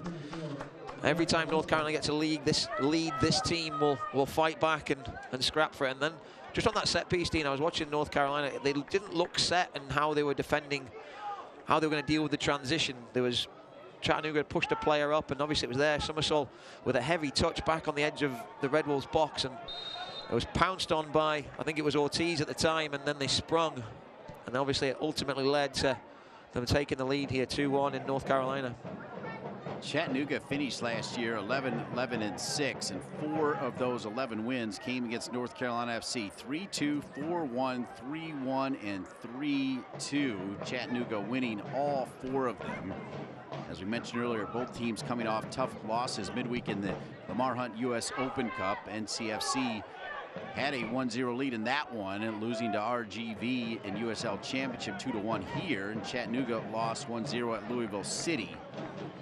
Louisville City and RGV also from USL Championship. Ortiz got the equalizer off the bench, and he's on it now as we are walking you up to minute 69. Ortiz, good cutback, and he'll earn a corner kick. Corner kick, Chattanooga.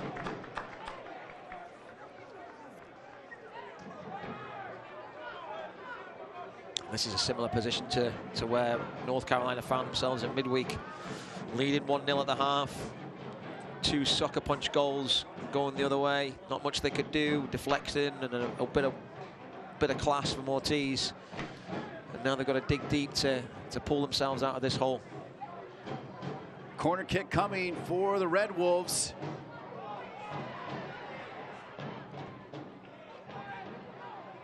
Pinging around.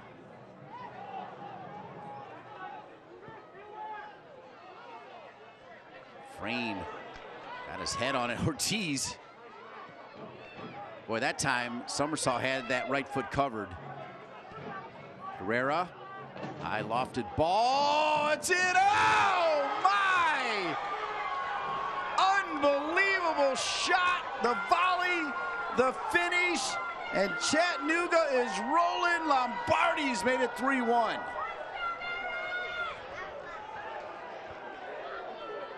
What a strike, Dean. He's in the right place at the right time. And he watches it all the way, and it's the cleanest of contact. And that might be enough to seal the deal for Chattanooga. Tough to see North Carolina coming back from this. The Red Wolves firmly on top. And Carrera just hooks it in there, gets a little deflection, headed out, and just on the top of the box, he's waiting Lombardi, sets himself perfectly, great technique, watches it all the way, and right off the laces of that right boot into the bottom right-hand corner for Pulisic, and there's nothing he can do again. Pulisic, we said he hadn't done much, and there's not much he could do for any of the strikes today. And Jordan Skelton trying to G up his teammates. Andrew, you've been around the game long enough to know that in practice, even in games, anytime you had a ball like that where it would pop to you, where all you have to do is rotate your hips and strike it, you don't always finish it, but you dream of finishing it, and that was a dream ball for Lombardi, and he crushed it. Yeah, it's the timing of it, right? He sets himself there, and it's very easy to go early on it, go late on it, and slice it, and pull it, but he catches it as sweet as you like, and for a right back, must be that all that technical training he's been doing in Italy the last year. You know, he caught that one absolutely flush.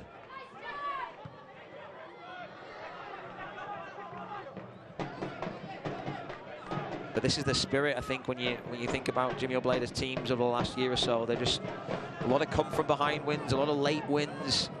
You know, they struggle to put teams away 5 or 6-0.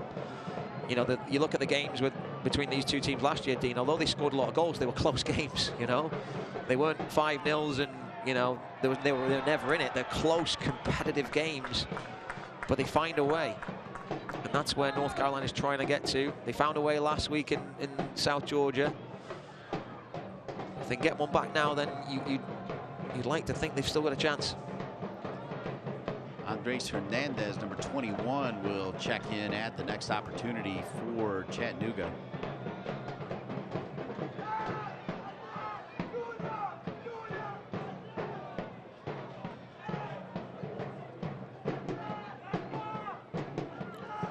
City supporters banging the drums, and certainly if North Carolina FC can get one back right here, there's plenty of time.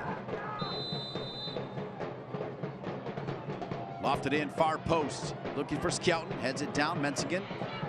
And keeps it in bounds. Well done defensively on that set piece.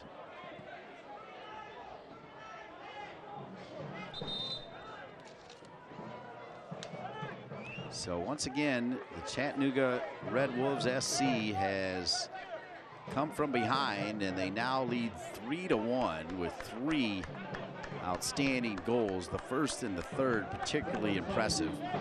Second wasn't too bad either, although it was a deflection, I think, that confused Pulisic as Hernandez will come on. I'm not sure if it's a folk story or not, but I was told by the Golden Viking, Bill Nuttall, that there are actually Red Wolves in Tennessee, and according to him, they're on the near extinction list, so they're trying to preserve the Red Wolves. And then there's the den that they have for the Chattanooga fan base. Andrew, you usually are kind of with it. You know what's going on. What do you think? Is that a true story that he's given me there, or what are you going to go with? I can go along with it, yeah. Okay. I mean, I think in that Ashborough Zoo here in North Carolina, there's a few Red Wolves there, so can't be too far from their natural habitat. So Bob Martino came from Utah. Apparently, one of the first times he was in there, he had heard about the effort to try to save the Red Wolves, and they latched onto the name. And not only is the name solid, the team's pretty darn good as well. Yeah, that substitution, Cartagena, I thought did well in midfield there alongside Carrera. Young lad trying to apply his trade here, and thought he put in a good shift for the Red Wolves. Set pieces though here. Did Hernandez get that yellow card within 2 seconds of entering the game? Is that who they gave it to? I think that's what you need to do. That's about par for the course today, isn't it? I think, welcome to the game. Here's your automatic yellow card. It comes with the entry. Yeah. Buy one, get one free. Yeah. Ortiz just brings goals. As Anderson trying to keep it alive, and handled there by Aviles.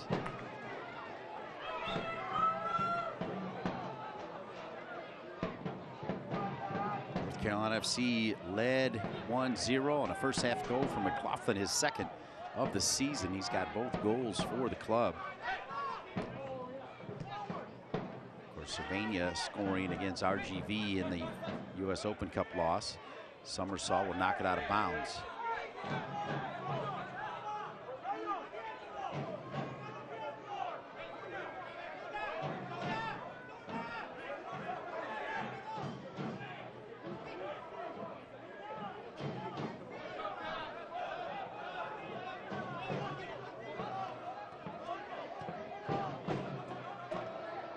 Carolina FC also going to go to their bench here. Frame, tight quarters. McLaughlin, good idea. Oh, Choquette to here is going to check in. Next opportunity to be a throw in here for North Carolina FC. And Choquette had a little injury, I think, picked up in Georgia, had to come out of the game, missed the midweek game, but enters the fray now. So a new face to the team this year. It'll be interesting to see what he can bring. So Anderson will come out. Coming into the game, number 17, Choquette Tahir, 76 minutes. Christian Lou Young earning the throw in.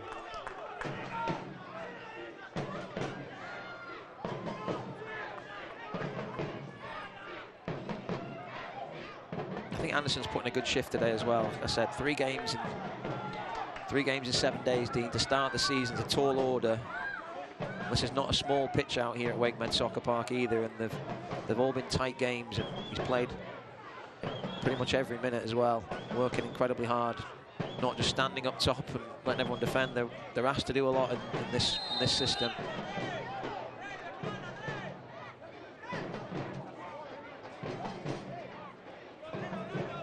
Referee has had Quite a few conversations today, along with quite a few cards handed out.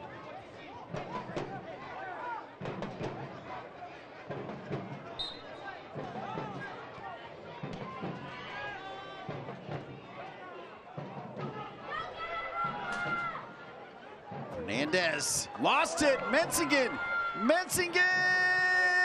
Oh, off the crossbar.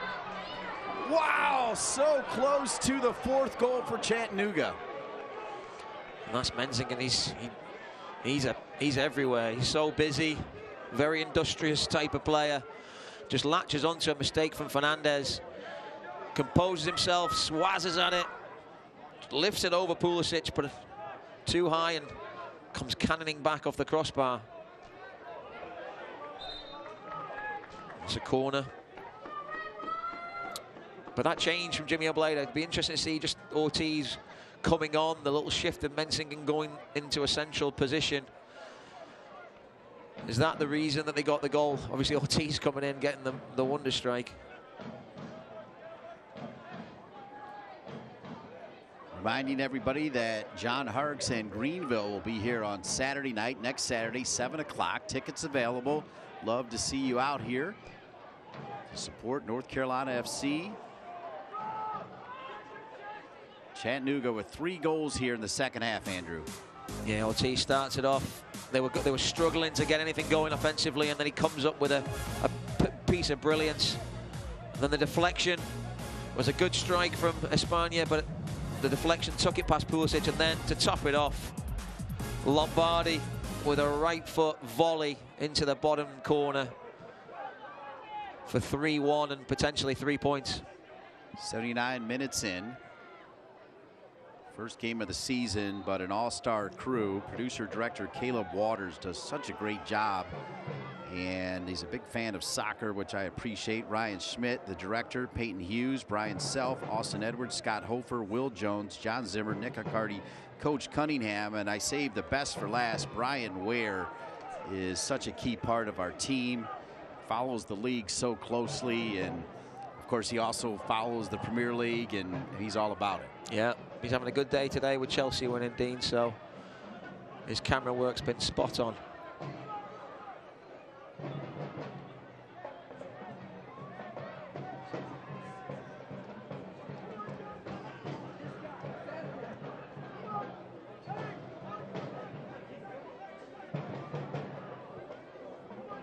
Skelton, 80th minute.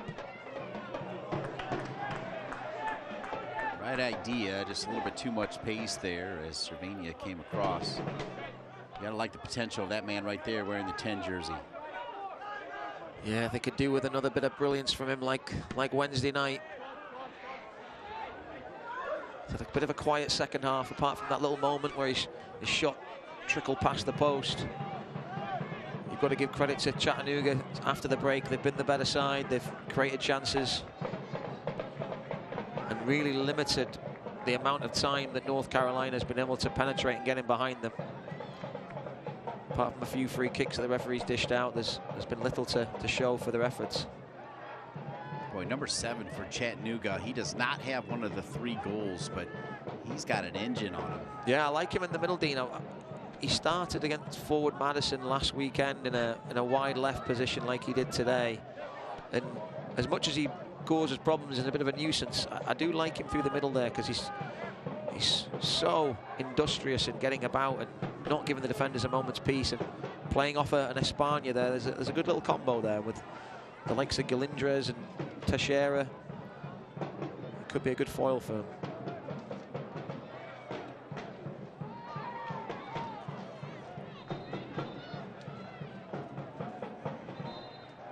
A whistle.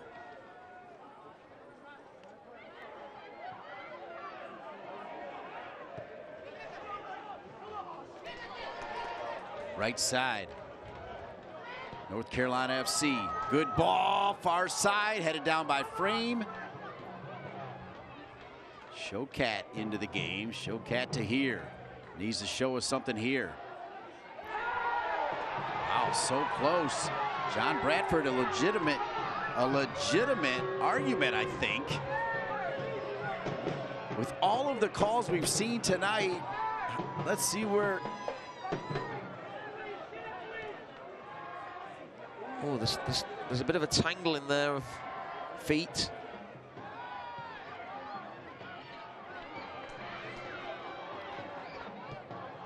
Wasn't too much of a protest from Showcat to here.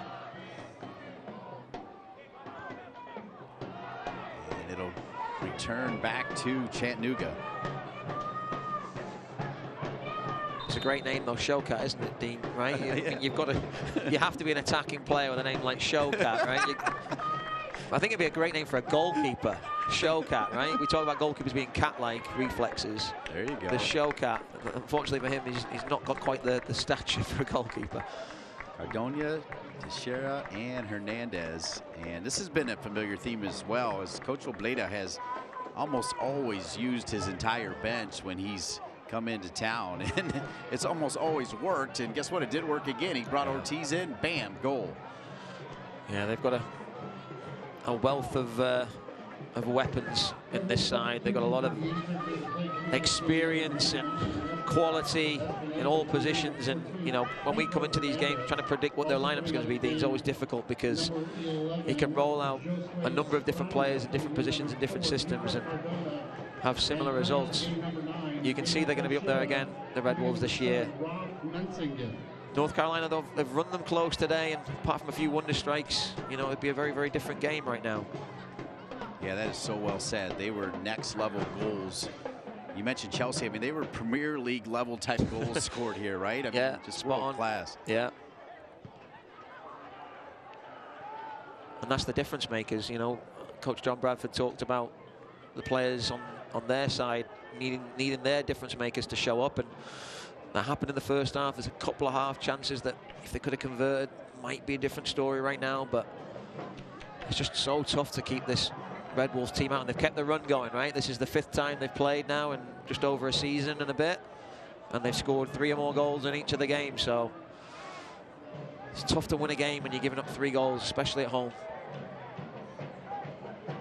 It is interesting, though, with a win already for North Carolina FC on the road, and the optimism that comes with that, the fact that they had the lead in this one and were feeling pretty good, if not for just that ridiculous goal from Ortiz.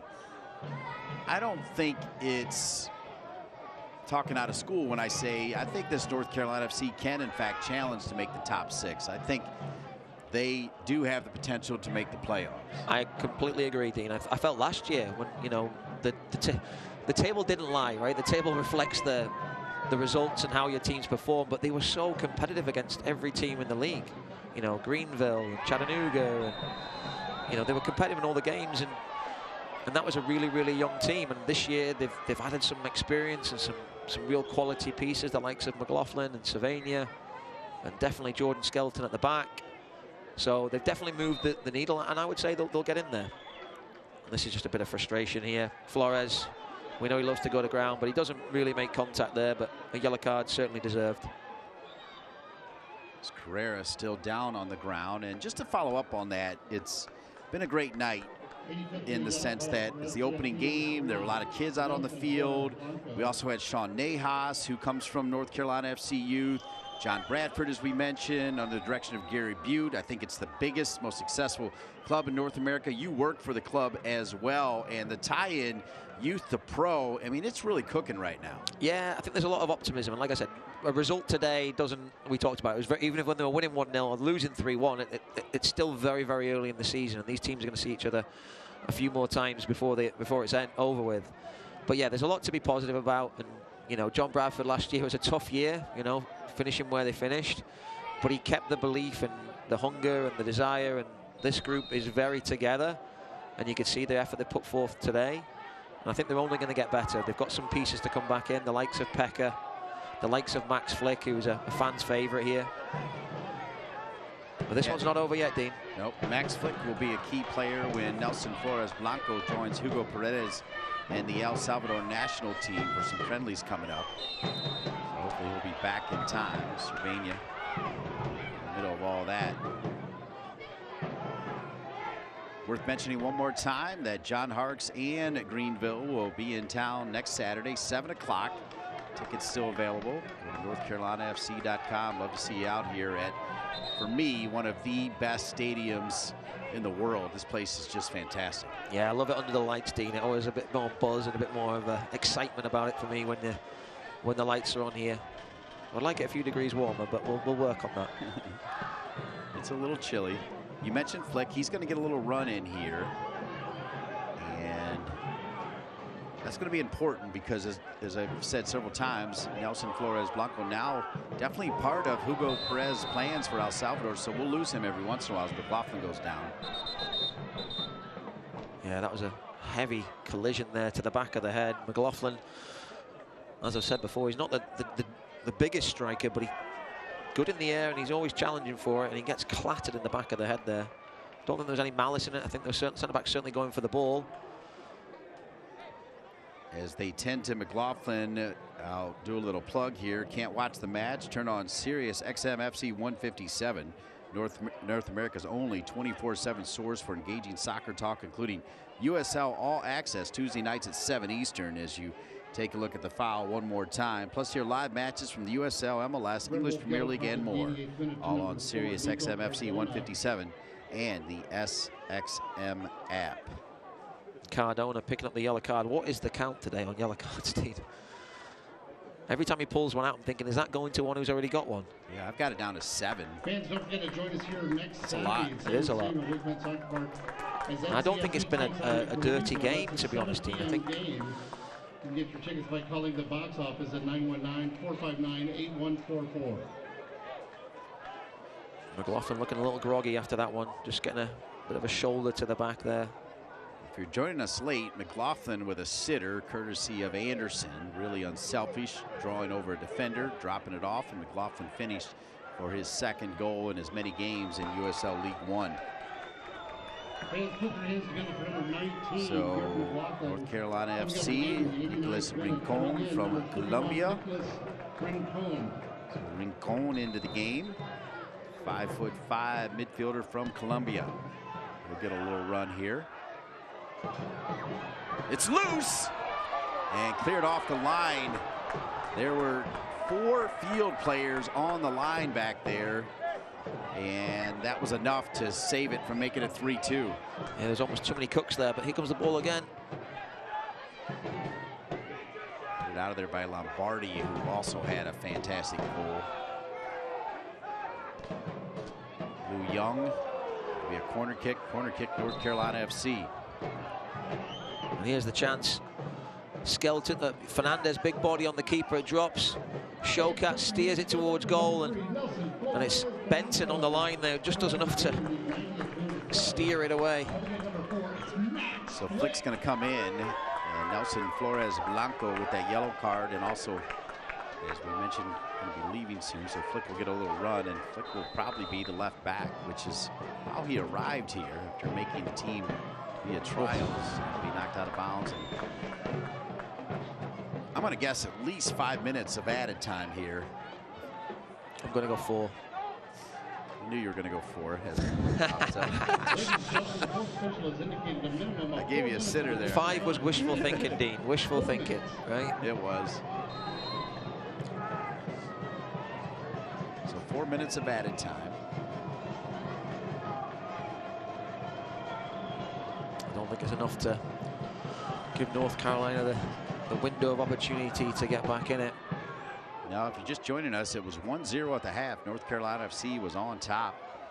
McLaughlin with the goal, Anderson with the assist, but Ortiz came off the bench, and within minutes of getting onto the pitch, got it on his right foot and hit one from way downtown that you may see, as Andrew Tate mentioned, as part of SportsCenter's top 10 plays. It was that good. And then the goals just kept coming. 2 more after that.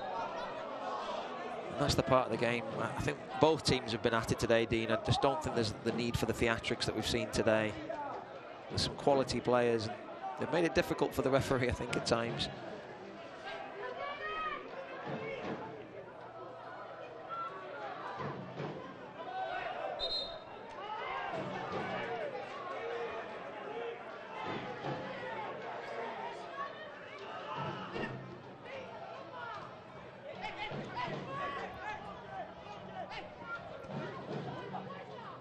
Chattanooga Red Wolves SC. 5 in a row against North Carolina FC. Like you said, Andrew, every time it's been a battle, though. Even on the road, North Carolina FC has made it a game, but Chattanooga just has a little something. Yeah, I think the scoreline flatters them a little bit today, because the first half, North Carolina, everything went according to the game plan. They frustrated them, they limited their opportunities, they scored the goal, could have had another. But full credit to Chattanooga. They've got that quality in the locker, and it showed in key moments in this game, and it's decided the contest. But certainly no reason for North Carolina to hang their heads. They've got a young team, and they've gone toe-to-toe. Here's Ortiz. The shoes to match the game, and definitely to match the glory of that shot. Spectacular goal.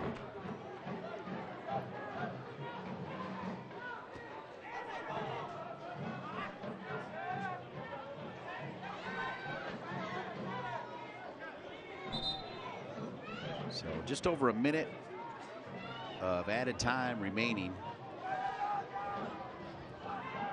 North Carolina FC will fall to 1-1 on the early season, with another tough opponent coming in on Saturday in Greenville.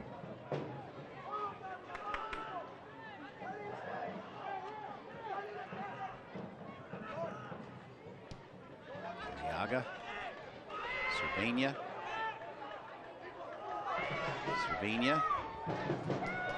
Showcat, corner kick, North Carolina FC. Los Renegados and Oak City. It makes some noise for your NCFC.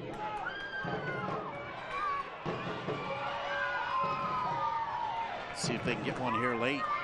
Pluck it out of the goal.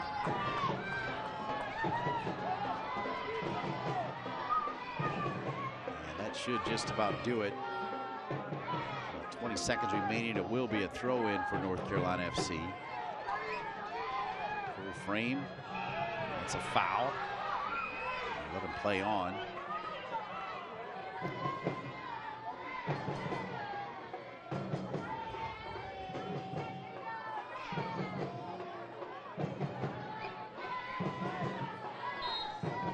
So that will do it.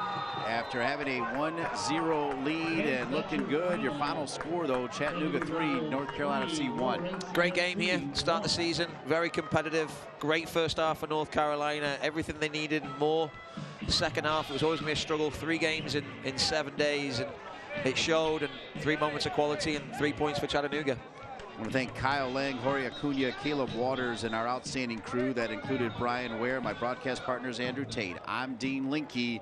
Once again from WakeMed Soccer Park, your final score, Chattanooga 3, North Carolina FC 1.